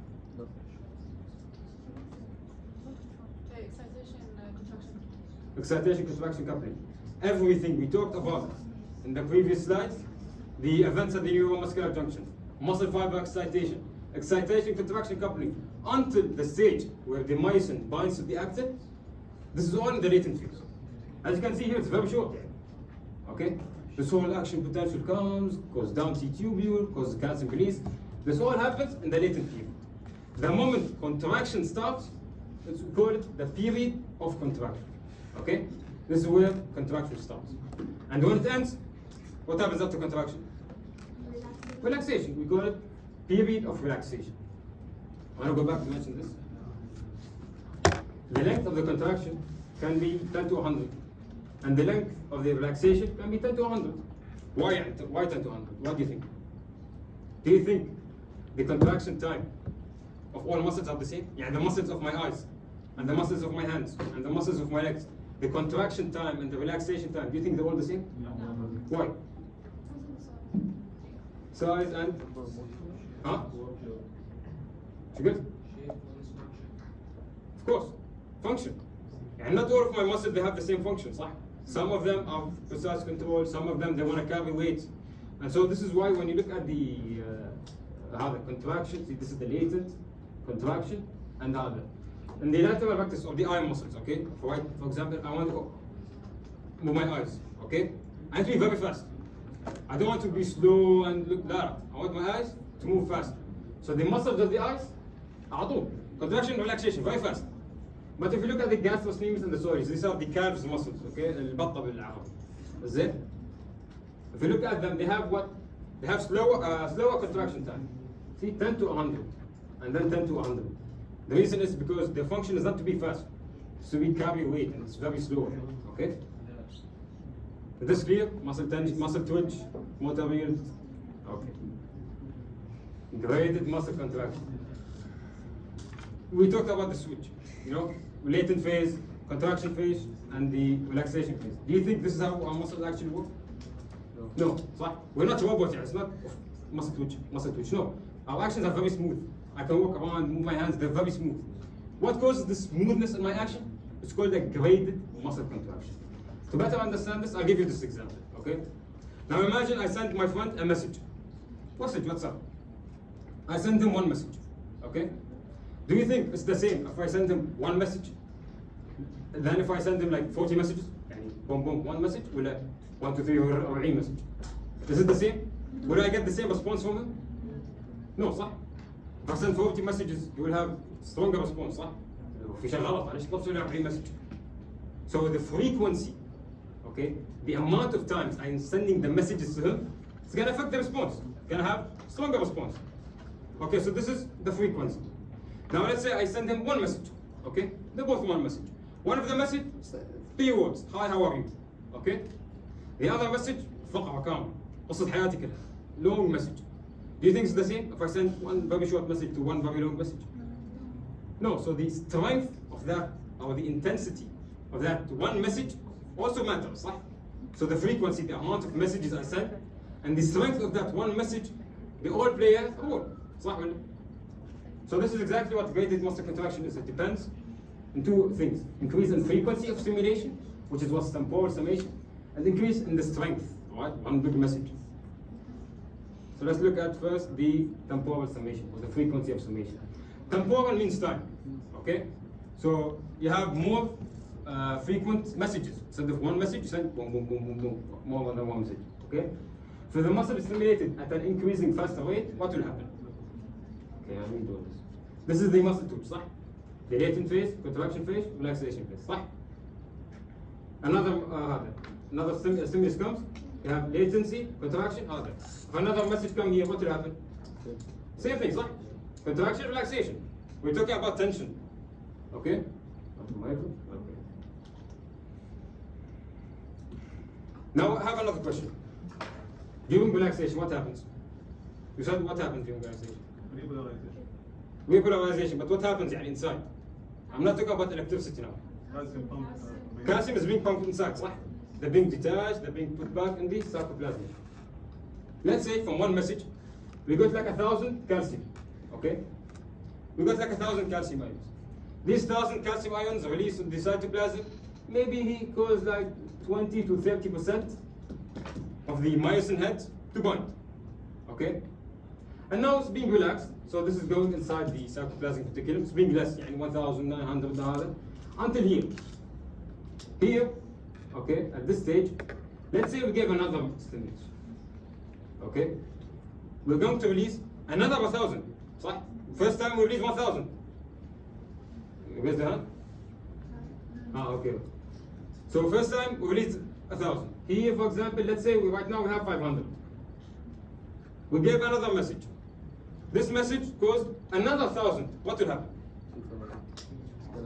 2,000? It's gonna add up, right? It's gonna add up, صح, but we have 500 right now. 500 are inside already. خلاص, they went back. It's relaxing. They're going inside, but it's not fully relaxed. We don't have zero.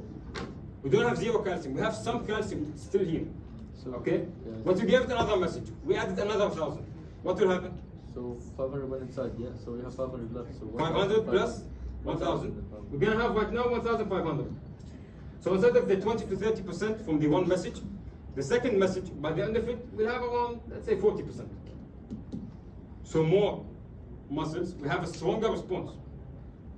Let's say, for example, so we gave here, okay, and we didn't allow it to relax. Another 500 entered inside, but we gave you another message. It goes another 1,000. What will it be? For 1,500, we added 1,000, but 500, it will be 2,000. Do you think it's the same when 2,000 and when originally 1,000? Do you think it's going to be the same response? No, صح.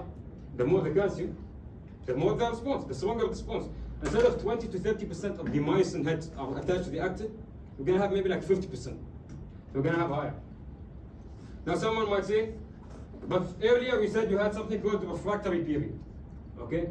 In the refractory period, you cannot stimulate the muscle. صح ولا؟ خلاص, even if you stimulate it, it's not going to contract. We said this, صح? This is correct.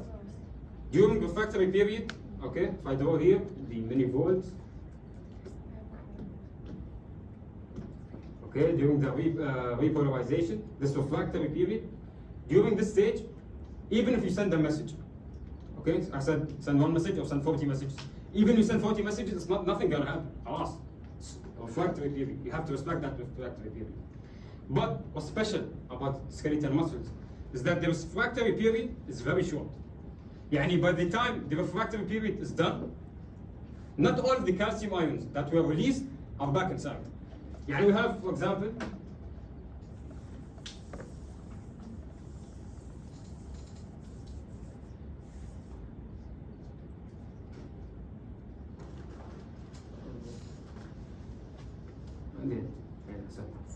سوي باك داون ها؟ سوي باك نفس داون باك؟ تمام ود الحين زين. One message, okay, contraction, relaxation, depolarization, all that happened. We got 1,000 calcium. حلو? And then it began relaxation. We gave it another message. It became 1,500 calcium. صح? The refractory period, we said it's short. So by the time the refractory period is done, not all of the calcium ions, the 1,000, not all of them are inside. And we still have maybe like 500, 600. So what happens is, because it is short, when you give another message after the refractory period is done, you have this new signal. And the reason I'm saying this is special to skeletal muscles is that if you look at the next semester in the bio, cardiac muscles, they have a refractory period. And the refractory period is very long, which is why you cannot have this adding of contractions. You cannot have frequent contractions. It's very long. By the time the refractory period of cardiac muscles are done, خلاص, all of the calciums are inside. But on skeletal muscles, okay, they're not all inside. Some are still in the cytoplasm. So if you add another message, it's going to jump up. So this is what I want to show you right now. It's basically what I just explained. Partially relaxed. But I didn't allow it to fully relax. By the time it was halfway done,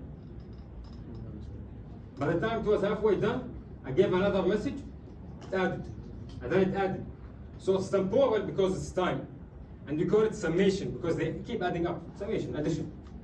Question? So is there no refractory period when temporal summation occurs? The summation, okay, happens after the refractory period. The refractory period is there. But because it's very short, yeah, let's say maybe like 2-3 milliseconds. Okay? So as we said, the calcium is being pumped inside the sarcoplasmic reticulum. Let me do. So it occurs after the Huh? temporal summation occurs after the refractory period. Yes. Okay, so the calcium, they're being pumped inside. Okay, they're inside, but there's still some here. خلاص, refractory period is done. Not all of them are inside. They're in the process of being pumped inside. But we didn't allow it to fully relax. We gave it another 2 minutes. Okay? Now I want to ask you this. If I give it here, for example, another stimulus, okay, and another stimulus, what will happen? Nothing? What will happen? Do you think it's going to keep increasing forever? There's a maximum, صح? There's a moment, خلاص, that even if you give them 1,000 messages, it won't increase. And this is what you call the moment it reaches tetanus. Okay? We have 2 types of tetanus. You have the fused or the complete, and you have the unfused. Here on the unfused, from the amount of stimuli, يعني not even letting it relax a little. Boom, another message. It wants to relax, another message. It wants to relax, another message. But the fuse or complete, look at the compare. There's like double the amount of messages. من كثر ما شيء مسجات, you're not even let it to relax. يعني the calcium wants to come back. Once you detach, you're not allowing it. على طول another message. على طول another message. The voltage gated channels, they're always open. This fuse tetanus rarely happens. Mostly when we want to do more work, we need more strength, we need more response, we do the unfused. Have you heard stories of like mother carrying the car from the child? Stories here like super mother strength or whatever. These rare situations where we need super strength, you enter the fused tetanus, but it rarely happens. It's what's more common is the unfused. Okay? يعني here the calcium, little goes inside, على طول another message. But here you don't even allow it to detach. يعني خلاص the calcium after calcium after calcium. The channels are always open. Okay, so this is the frequency. Another thing. Oh. Okay. Another thing we have is the strength. We said if we send more than one messages, or if you send one message and one big message, صح? This one big message is called the strength of stimulation. Let's say we have here a muscle, okay? Let's say I have a muscle. It's in the lab, okay? I have here electricity, I will shock the muscle. Let's say I give it 10 volts, a millivolts, okay? And when I look at the graph for the tension and time, when I look at the graph, I see nothing happening. There's no tension, okay? So I increase. I gave it 10, nothing happened. I gave it 20, okay? Still nothing happened. I gave it 50. When I gave it 50, when I increased the strength of the stimuli, I saw that there was a little bit of tension. Not too much, but we saw some tension, we saw some contraction. This point, where we see the first signs of tension, is called the threshold stimuli. It's the stimuli that cause the first contraction. Anything below it, so the 20 and the 30, they are sub-threshold stimuli. What do you mean? Yeah, so the message is not enough to cause the contraction. Huh? Yeah, there's no contraction, there's no tension developing. Yeah, okay, maybe one or two myosin are binding, but it's not enough to cause a contraction. Okay? You don't have tension. Huh? Because it's weak. Because it's weak. The message itself. Yeah, if I send, for example, to my friend one message, he won't respond to me. But if I send him one big message, he's okay. He's غلط. So the stimuli itself, this is all stimuli, many volt. Okay? The stimuli itself is very strong, it's going to cause harm. Now I said 50, gave it the first signs, it was little. Let's say I increase, I made it 100. Do you think the tension will be the same as 50? No. It will be higher, صح? Because there's a stronger. And then I gave it 200, it will be higher, صح? Let's do it correct. Okay? It's going to be higher, صح? So this is at 50, the tension. At 100, maybe like this. Okay? 200 like this. And then I gave it 500. Okay? I gave it 1000. I saw that it's becoming at the same level. Even if I'm increasing the stimuli, it's not, the tension is not going anymore. خلاص. What do you call this state? Max. Even if you increase the message, the response is still the same. So the first sign is the threshold, anything below it is the sub-threshold, and then we have the max. So if we look here, you gave it messages, but it's not enough to cause tension. The moment you start tension, it's called the threshold. And then it keeps increasing as you increase the message, until it reaches a maximum.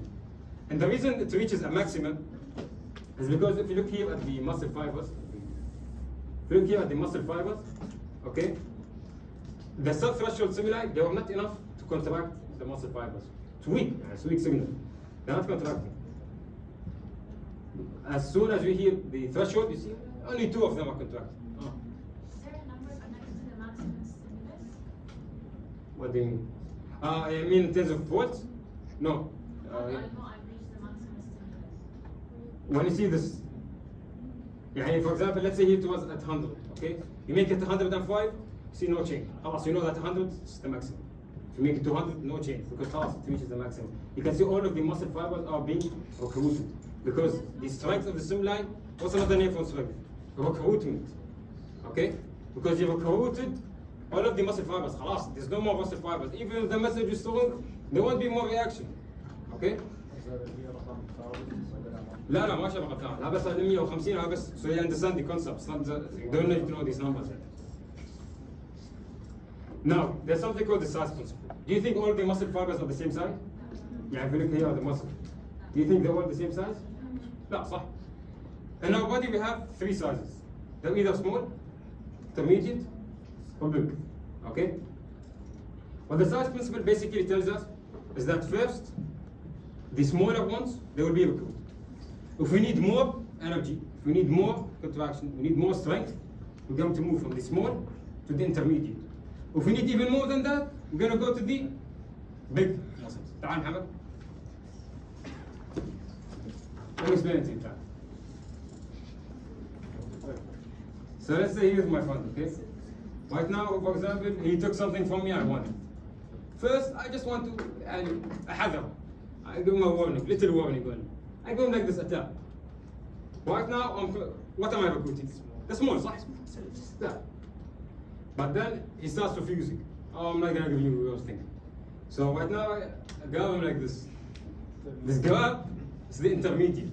It's stronger than the tap like this. Grab him like this. And then قام يتفلسف. I give him a slap.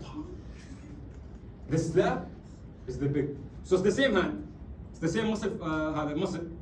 But I'm recruiting in stages. First I recruited the small, and then the intermediate, and then the big. Okay? And why does it happen? Why do you think? How does our body know, okay, this is small, this is big? How does that happen? Stimulus strength to make it increase. Okay, let me explain. It's okay. Let's look here. We said there's threshold, صح? That if it reaches the threshold, there will be contraction, صح? It will be stimulus. Small muscle fibers, they have a lower threshold. يعني if you look here at the graph, okay? Let's say this muscle, the threshold is this. Let's say this is the threshold of the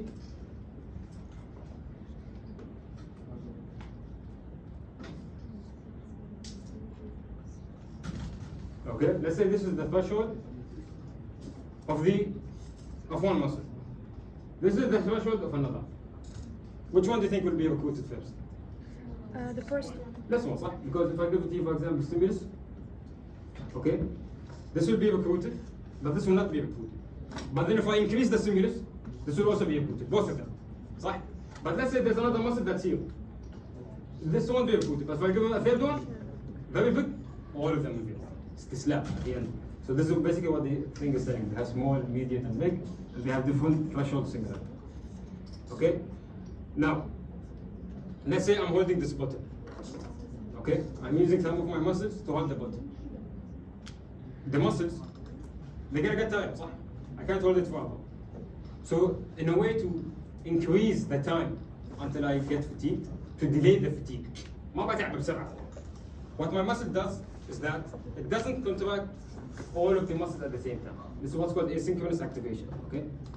Let's say, for example, I need 3 to hold the button. Okay? I need 3 muscle fibers to hold the button. If I stay على هالثلاثة, أتم على هالثلاثة, okay? بيتعبون. شوية بيتعبون and then I'll drop the button, صح? But a way our body works around this is instead of, it needs only 3. So what it does, for example, I activate 1, 2, 3, and then I stop activating this, I activate this. So another 3 are being activated. It's still 3, still the same level, but it's switching. It's asynchronous. It's not 1, 2, 3, huh? Hello. So as you can see here, this is what you're seeing right now. Okay, you're seeing that I just need 3 to hold the cup of tea, but it's alternating. It's asynchronous. This is what happens. So we had two stimulus. Asynchronous. That's the asynchronous. Okay. I said, for example, تعال تعال حمد.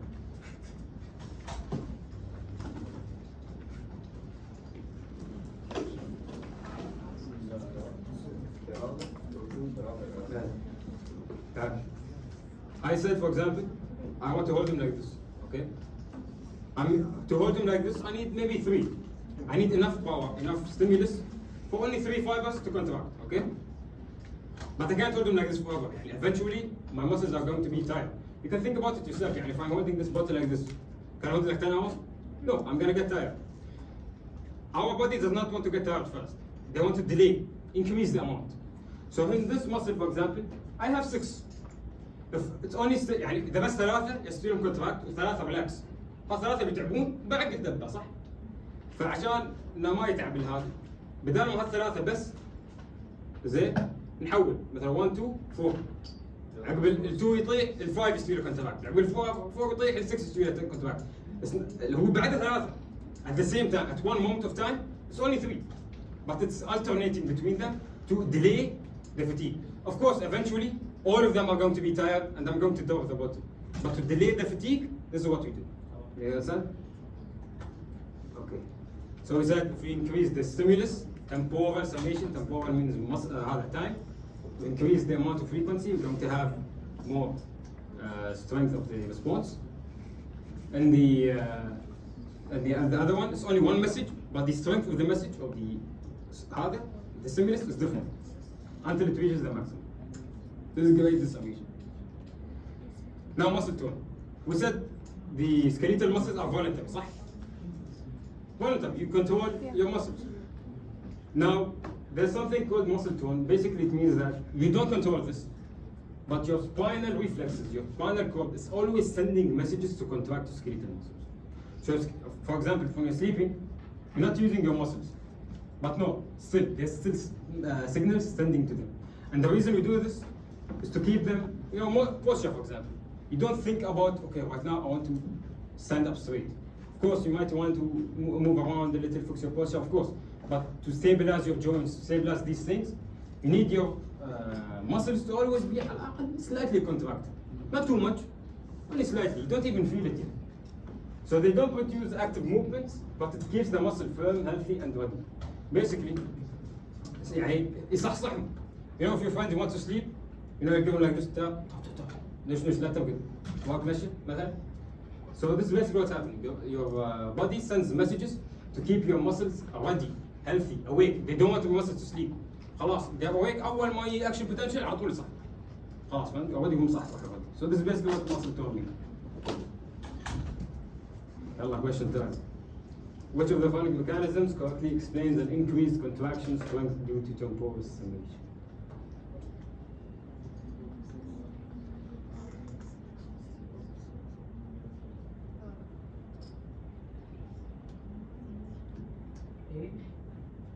Enhanced CA2 availability in the cytosol. Do you agree? Yes.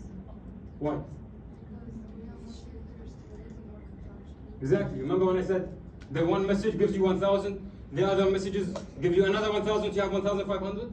This is exactly it. We have more calcium in the cytosol. Cytosol cytoplasm, by the way. Okay? So it's correct. Is it recruitment of multiple large motor?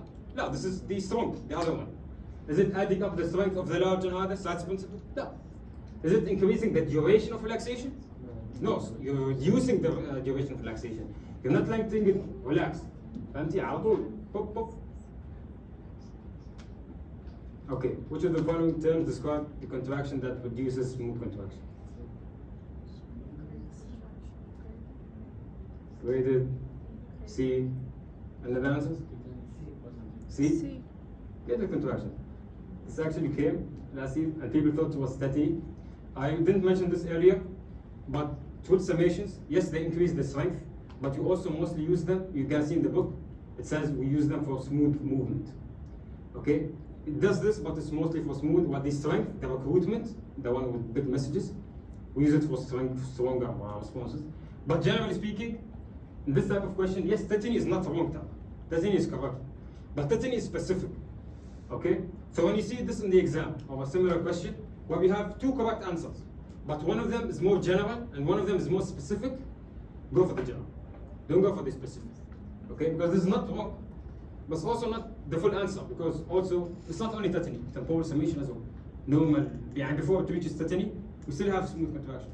You know what I'm saying? So always go for the الإجابة العامة. لا تخصصون على إجابة واحدة. اللي هو graded contractions, because graded contractions is غلط.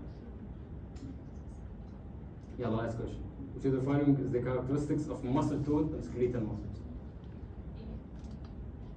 Continuous partial contraction. But it's not state of relaxation, it's not series of switches, okay? It's continuous partial contraction. It does not produce movement.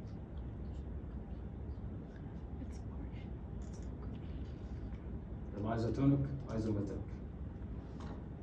There are two types of contractions. The first is called isotonic.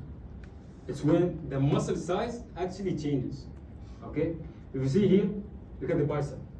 When he does bicep curls, okay, you can see that the muscle size is decreasing, it's changing. Okay?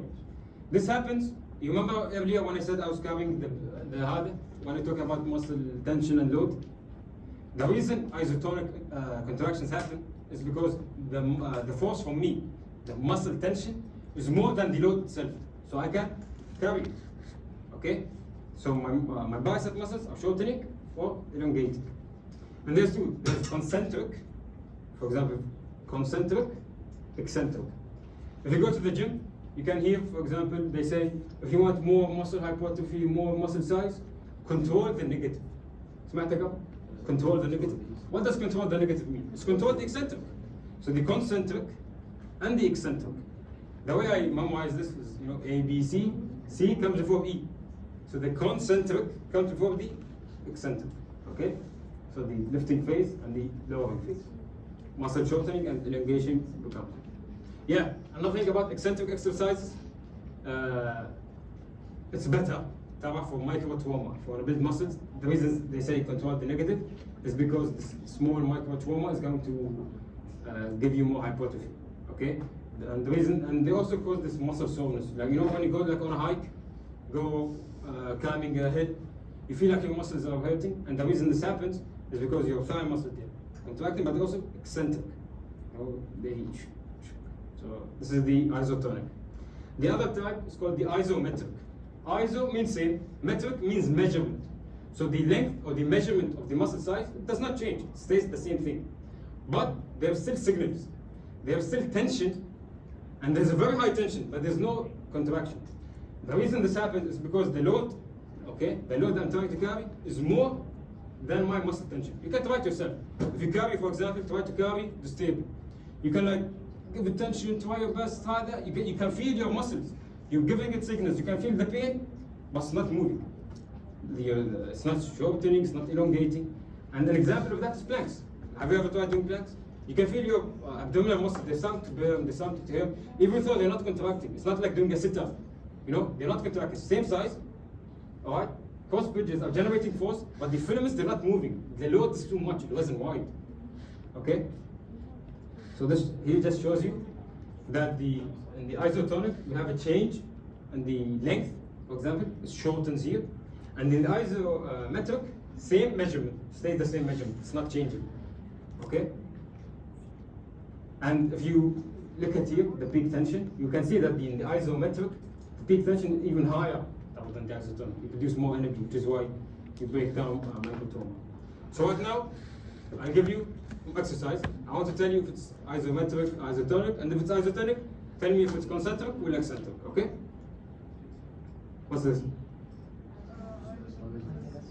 Isometric, isometric, صح? Why? The thigh muscles, they're not shortening, but they're still under tension. Okay? What about this? Isotonic.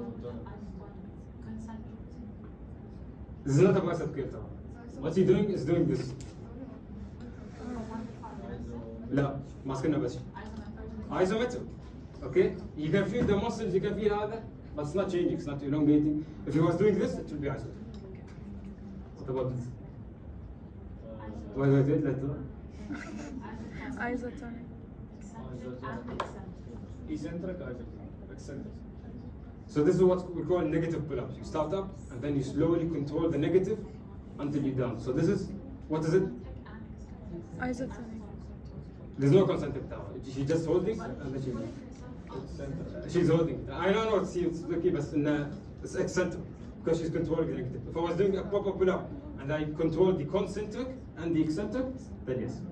Okay? This is called the negatives. Like for those who can't do a full pull-up, they start up and then they start building more muscle. multiple choice. You are studying isometric muscle contraction. And to increase the strength of the contraction, you increase the frequency of the stimulus. Okay? The frequency of the stimulus. Which statement of the following best explains your finding? See? Anybody answer? This was a very hard question to us.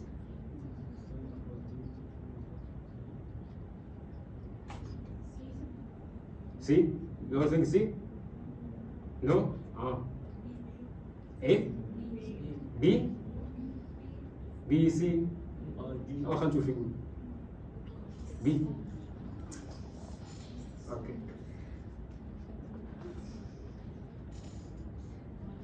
Okay. The tension of the muscle did not change to maintain strength, or the increasing the frequency caused a ball formation. Let's go back. So isometric طبعا.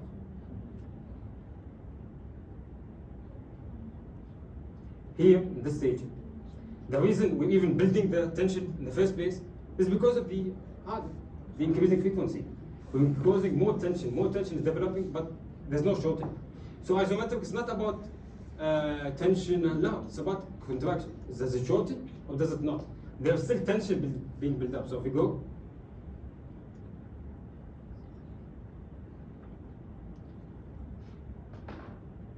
okay, C says the tension of the muscle did not change to maintain strength. No, it did change. It increased, صح? It increased until it couldn't increase anymore, but there was still no change because even the peak amount of strength was not enough. And B says increasing the frequency caused temporal summation. Temporal summation, it goes up and we had the maximum tension. Okay, يلا يتم protection. Was this clear? No questions?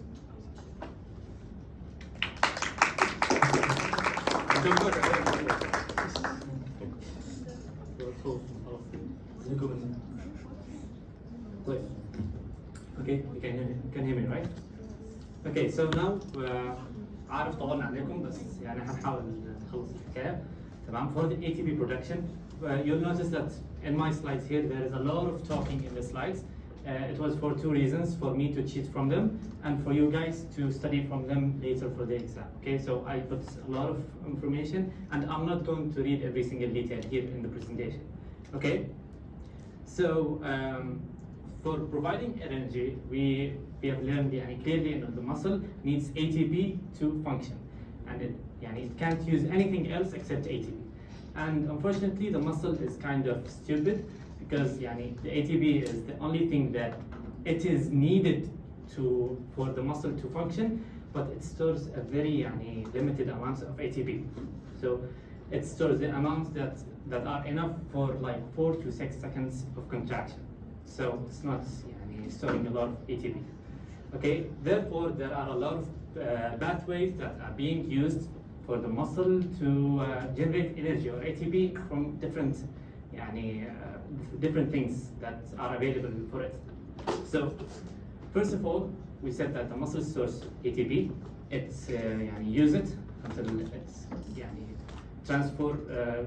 After using it, it becomes ADP. Okay, so we got first of all the direct phosphorylation of ADP. Okay, so direct phosphorylation of ADP, it goes to the ADP that is forming after the muscle consumes its storage of ATP, and it uses another special molecule called keratin phosphate, and with another enzyme to make an ATP from the ATP we have already in the muscle. Okay, so there is just know the enzyme name, the keratin kinase, now the keratin phosphate, and the final products, which is the ATP. And it's important to know the equations because you will find in the book there is a lot of equations for these types of pathways. Like here, equation is very important, but here I should added the keratin kinase here on the arrow. Okay, so that's it. That's how the muscle used to generate ATP by direct phosphorylation, but it's not good enough because it only powers the muscle for maximum 15 seconds.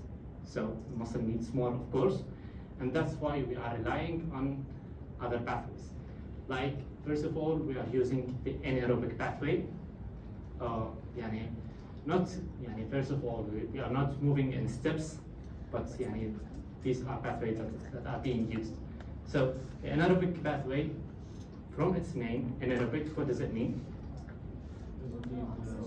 Yes, exactly. Anaerobic means it doesn't need oxygen. So the anaerobic pathway works on the glycolysis, and the glycolysis you will understand more in biochem in the semester 2, I guess. تمام. And in short terms, it takes glucose, and the final product is the pyruvic acid, and it gives us 2 ATP from each one single glucose molecule. Okay, so 2 ATP, is it enough? No. Yeah, of course it's not, because the muscle needs more. And through this pathway, it's anaerobic, it doesn't need oxygen. تمام. And if the oxygen, the lack of oxygen continues, the pyruvic acid, this little product here, you need to know it. From glycolysis we got 2 ATP and pyruvic acid. Okay, the pyruvic acid, if the lack of oxygen continues, it forms the lactic acid, which is released to the blood and used by the liver, the heart, and other organs, not the muscle. Okay, and here we provide 2 ATPs, and they are like enough for 30 to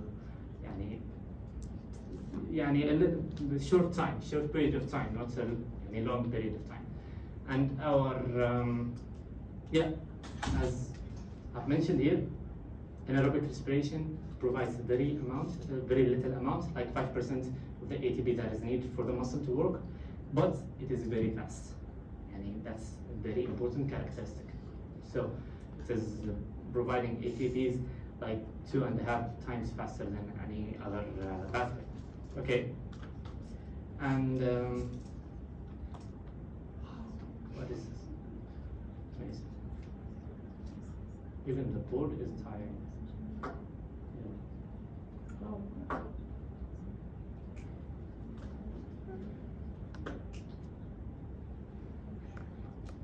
Technical issue. Okay. All of you can see it? I have a question. Yeah, go. For the lactic acid, it causes pain, but does it also cause muscle fatigue, or? I will mention it later. It's a point, and I will mention it. Okay. Back.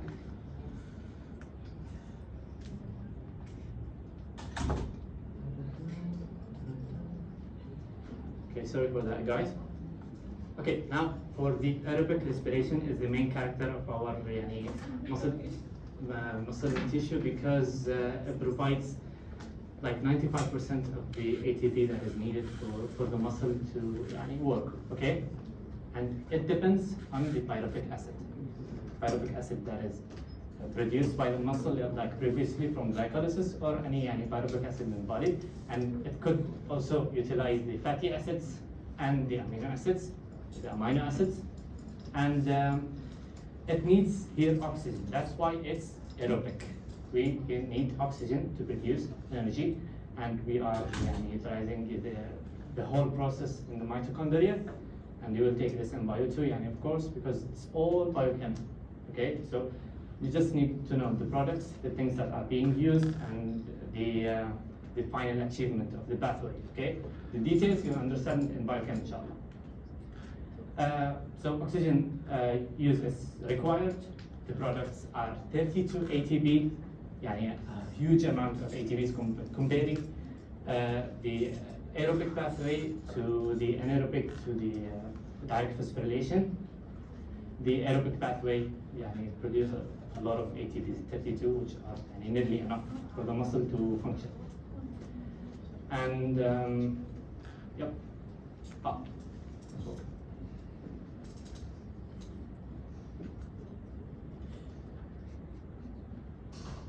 Okay, now the pathway used during the exercise, we got the aerobic, or we got a little periods that we need to pay attention to them, like the aerobic endurance. In the aerobic endurance, we are talking about the period that the muscle is working and using oxygen, okay? When we are crossing this limit, we are moving to the aerobic threshold, or anaerobic threshold, sorry, okay? And here, we are moving from aerobic to anaerobic because oxygen is not enough for us to produce ATP, or for the muscle, yeah. Tamam? And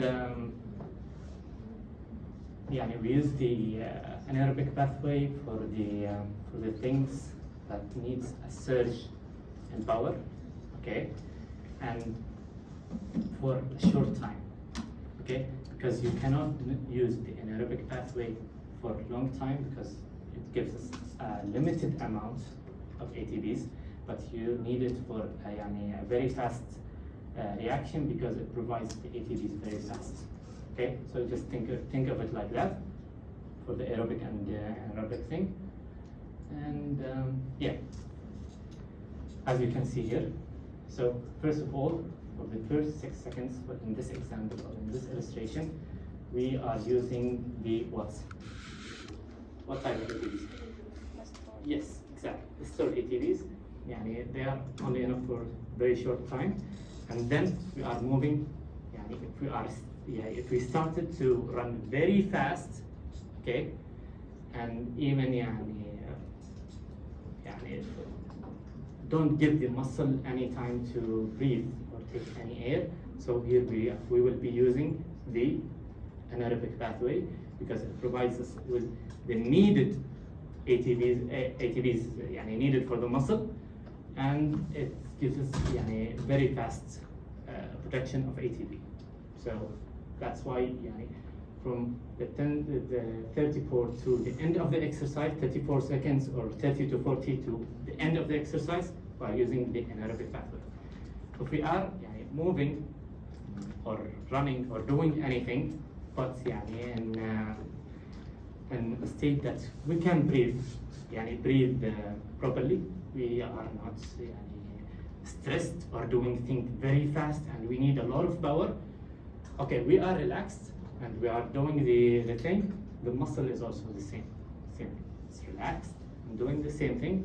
Therefore, it uses the aerobic pathway. The muscle can breathe the same as us. Just think of this example like that. So for endurance exercises or things that needs to be done for a long time, like running a marathon or something, we are using the aerobic pathway because it's providing like ATPs constantly or continuously, and yep. So is it done? Okay. Yeah. To your point now, muscle fatigue. Muscle fatigue could be caused because of a lot of things, like the exercising too much could harm the cytoplasmic reticulums, and also the levels of ions and the products inside the muscle could accumulate and raise and goes down. And you should know, okay, I didn't mention it in the PowerPoint, but you should know what goes up and what goes down, okay, inside the muscle when it's getting fatigued. So just go to the book and look at this point specifically, and just keep in mind that's a very important thing, that lactic acid, which is a product of what? Exactly, and it's coming from the pyruvic acid. If there is still no oxygen, it will be going to be a lactic acid, and it will also, the exercise of the muscles will affect the pH or the acidity of the muscle cell itself. Amazing. أحكي لكم قصة تتخيلوا؟ Okay, amazing. طيب. So the lactic acid is accumulating in the muscle. It causes pain and it causes a lot of things, but it is not related to muscle fatigue. This is a keyword, could be in a question. Okay, the lactic acid and the pH levels, they cause the pain after exercising, but they are not related to the fatigue of the muscle. what is related to the fatigue of the muscle is the rupturing of the sarcoplasmic reticulums and the different levels of the products inside the muscle. Okay, EBOC or EPOC or يعني excessive post-exercise, I don't know, I forgot. Okay, so excessive post-exercise. What does post-exercise mean? After exercise. So the muscle is just telling you that I will provide you with energy, I will make everything easier for you, I will let you walk, I will let you do everything, but if you didn't provide me with the oxygen that I need after the exercising or doing anything, I will find you and I will kill you. Okay, so that's it. يعني the muscle is like a cartel pose who is saying that I need oxygen after exercise. That's why they call it the oxygen debt. So you are doing everything with the muscle, but the muscle is asking you to give it oxygen after exercise. That's why it's post-exercise. And that's it for the sixth lesson, or the ATP production. Any questions before we move to the next lesson? Okay, amazing. So factors affecting skeletal muscle contraction, or the power of the skeletal muscle contraction. I've noticed that Khalifa already mentioned a lot of things during physiology part, like the large number of muscle fibers recruited, or the summation of the muscles, okay? And yani, the larger the number, of course, the larger the higher the contraction and contractile activity, okay? The large muscle fibers, okay? The larger the muscle fibers are recruited طبعا in sequence, so from smallest to the largest, okay? And we will understand about the size of the muscle fibers in a bit, and we also the high frequency of stimulation. So Khalifa already mentioned, if you send someone a message on WhatsApp like "How are you?" it will cause an effect, okay, and everything is going to be okay. But if you send him a paragraph with your whole life story, it will make a higher effect on them, so you will get bigger response.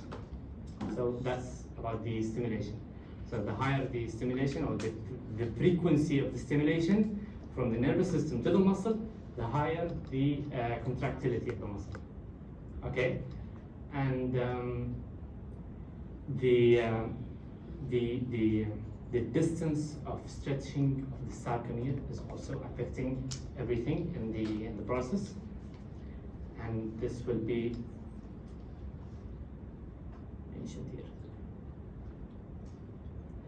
Okay, before I continue, a very important part, I think Khalifa already mentioned, but I'm also putting red lines on it because it's very important, and they got questions on it in the spring quiz, that the muscle fibers or the cells, they are not increasing in number, okay? So that's why we are talking about the large muscle fibers. The fibers are only hypertrophies. Hypertrophies means that their size is getting increased, they are getting bigger in size, but they never divide or make another cells. So that's related to the size, just pay extra attention for it. And hypertrophy, it's the term that was used in the exam, in the spring exam, and no one knows what does it mean. We know now in year one because we are studying about it, but in the foundation year it was just mentioned in the book, hypertrophy, and no one paid attention to it. So that's it. Now about the sarcomere stretching, okay? This graph show you that the best output of a muscle is when it's in its resting length. Resting length means that the myofilaments are overlapping each other, but not too much to the point that there is no other binding between them, and not very loose to the point that they can't find anything above them, or the thick filaments can't find anything above them, like no thin filaments to contact to. Okay, so the best thing for the muscle to give us attention is when it's in the resting length, and its resting length, which is 100%. If it is too stretched, like 170% or 200% or anything, يعني, yeah, it won't work or give you the output as when it is like normal resting length. And it's same thing about when it's compressed. Yes, exactly. When the the myofilms are overlapping too much to the point that they can't do anything much more to give you any output. Okay, now the velocity and duration of muscle contraction, it depends on three main factors. First thing is muscle fiber type, and these types are recruited in a muscle genetically. Well, they are affected genetically based on genetics, but they can be altered through a specific type of exercise. Okay, and the second factor is the load, and the final one is the recruitment of the fibers. Okay, now any questions? Okay, so for the muscle fiber types, there's a lot of talking in the paragraph, but it's really summarized in this table. Now, this table, me myself, I don't memorize it. I don't know anything about it. I'm gonna read it now with you guys, but it's important for you to understand every single detail in this table, okay? Because let's compare the slow oxidative fibers to the fast glycolytic fibers first, okay? Because they are nearly the opposite, and the fast oxidative is something that is intermediate between this type and this type.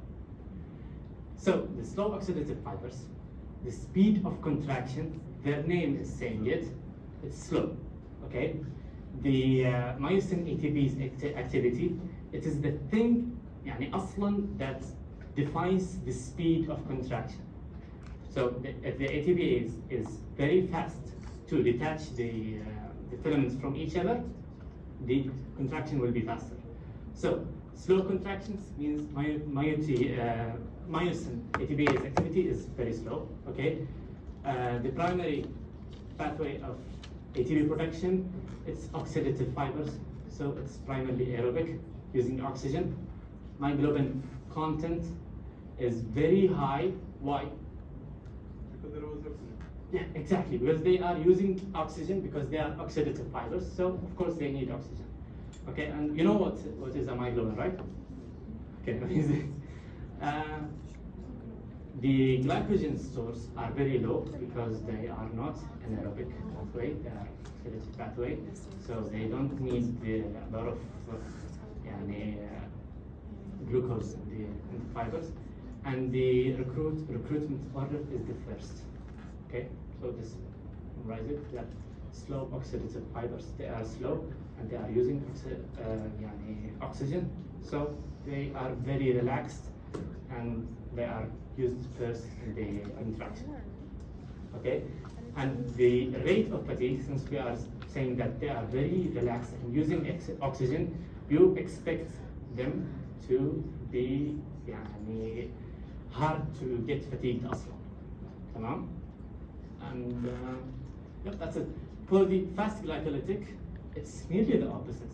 So here the speed of contraction is slow, here is fast, here is aerobic, this is anaerobic.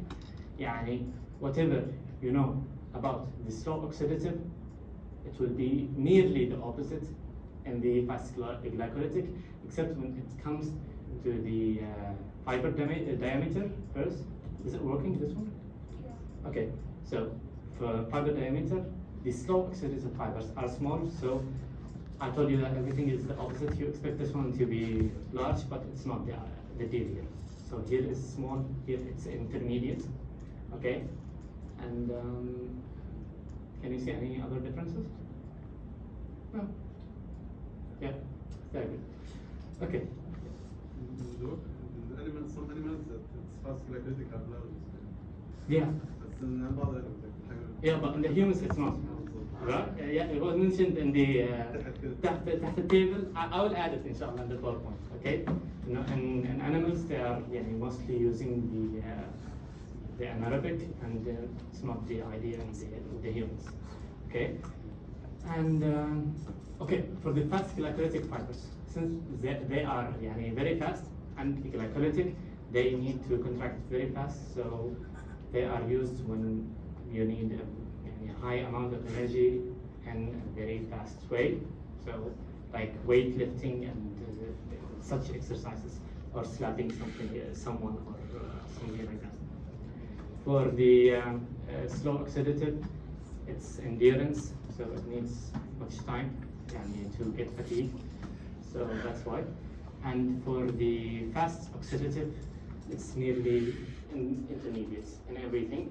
Okay, like here, speed of contraction, it is fast because its name is fast oxidative, so we expect it to be fast. Okay, the primary pathway, okay, it's aerobic, but it got some anaerobic, so it's in the middle. Okay, the myoglobin content it's high. Why? Because it's oxidative. So just memorize a lot of things, and you will get a lot of things from the name itself. Oxidative, so you expect the myoglobin to be a lot for oxygen. Okay, and it is recruited second. Okay, because it's intermediate again. Okay, and for the T-tubule characteristics, it's not getting fatigue, not very fast or not very slow, so it's intermediate. Okay, the thing in تحت, the diameter and the mitochondria and the capillaries, just take a look at them, because I don't want to take much time on them. Okay, so question? The muscles of the back that help in maintaining our posture would show which one of the following features.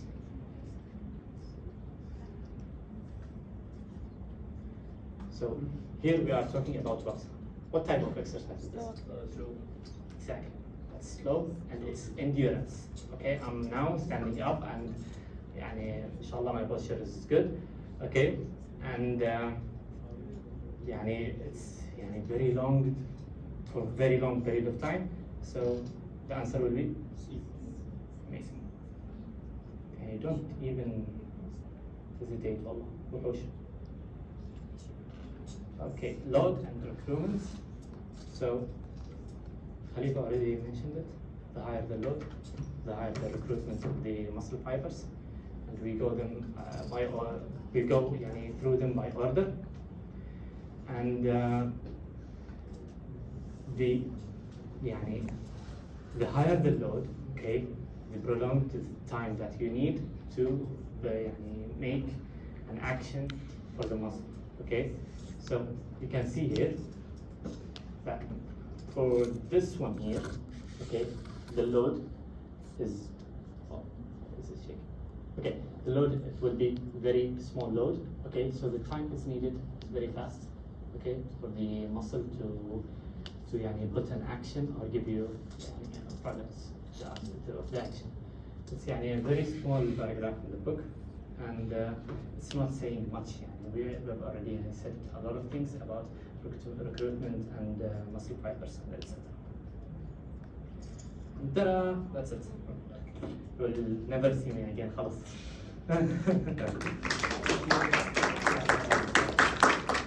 Okay, so what is it? يلا عادي It's okay, just look at these. The last part is about how our muscles respond to different exercises. The first type of exercises are called aerobic exercises or endurance exercises. These exercises, they depend on oxygen, aerobic metabolism. Think about like cardio, like things where we need stamina, running, swimming, jogging, bicycles. You need a lot of stamina, a lot of endurance. And so here, you need a lot of oxygen. What carries oxygen in our blood? Blood, صح? So we need more blood vessels or capillaries. At the same time, we need oxygen. What stores oxygen in our muscles? Myoglobin. So we have more blood, more capillaries, we have more myoglobin. And of course, we need more mitochondria for the more energy. Here what happens is that you're converting the fast glycolytic which depends on anaerobic metabolism, too fast oxidative, which relies on aerobic exercise. So this is the first one. So aerobic exercise. The second type is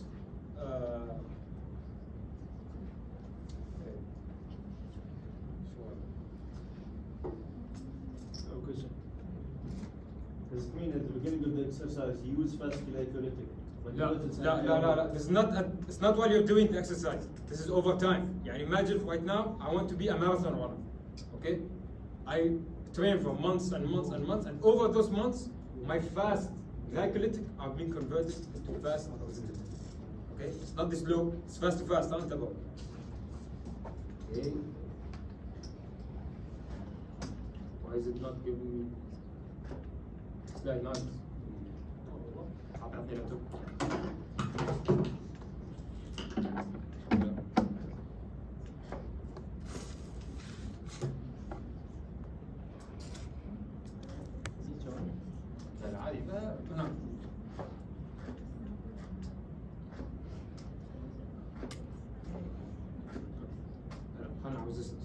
So first we said aerobic of the endurance of the stamina, like running, jogging, swimming.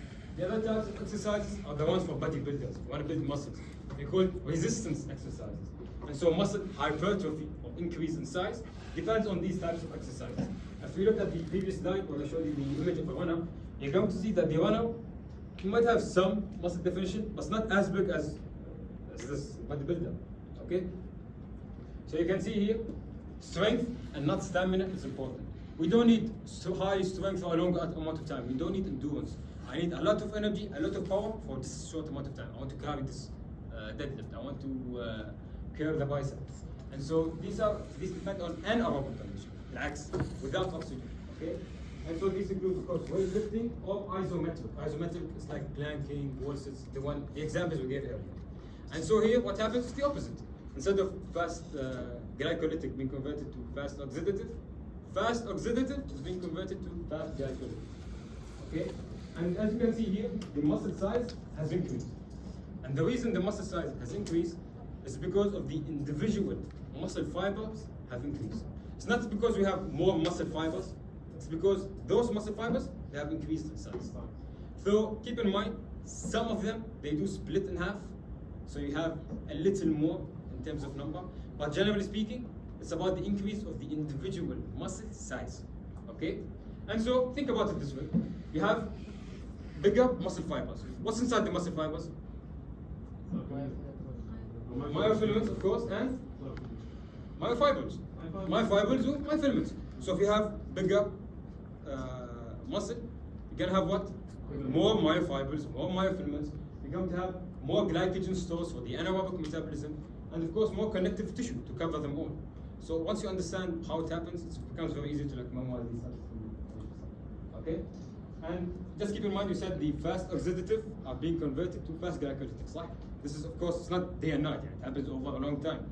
But if for some reason you stop exercising, they will go back to the original.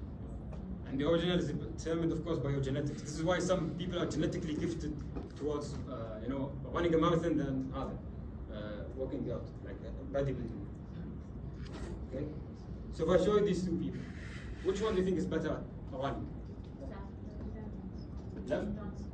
They have two organs, okay. Lana, he's training for endurance. He has more what type of fibers? First what? Oxidative, aerobic conditions. While the other guy, Arnold, no, his exercise is for strength. Khalas, I want strength right now, I don't need for a long time. Okay? And so we said, if you stop using the muscles, okay, you're going to get what's called disuse, right? You're not using them, disuse atrophy. Atrophy acts hypertrophy. Hypertrophy increase in size, atrophy decrease in size. And so this happens either because, for example, I broke my legs and I'm sitting in bed, I can't use my legs, or I lose neurostimulation. And this is very dangerous actually when it comes to muscle mass. For example, I got injury in my spinal cord, khalas, there's no messages to my muscles. You don't even have the muscle tone. Remember the muscle tone? Partial muscle contraction. Even this partial muscle contraction, you don't have it. So your muscles, they are not firm, they are not healthy, they are not getting that, and they decrease in size until they reach 1/4 of their original. See this big cube in the rabbit? This is 1/4. You can imagine how much is 1/4. It's not a little when I talk about 1/4 of the original size. And so usually as well, for example, let's say I broke my leg, I lost the muscles of my leg, I didn't work out. The period of stopping or recovery, يعني, I want to recover my muscle. That period is higher than the amount of time I spent not working out. يعني, for example, I didn't work out for 1 year. If I want to get back to the same stage as I was 1 year before, maybe I need 1.5 years or 2 years. So this is very unfortunate. Okay, so let's have one question. Last question. Which one will not be anticipated in hypertrophy or increased muscle size? D?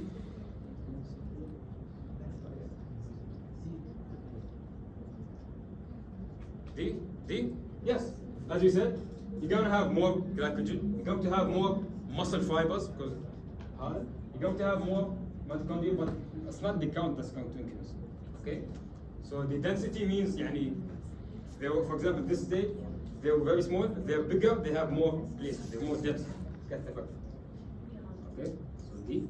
This is it. The final. Thank you all for coming here today.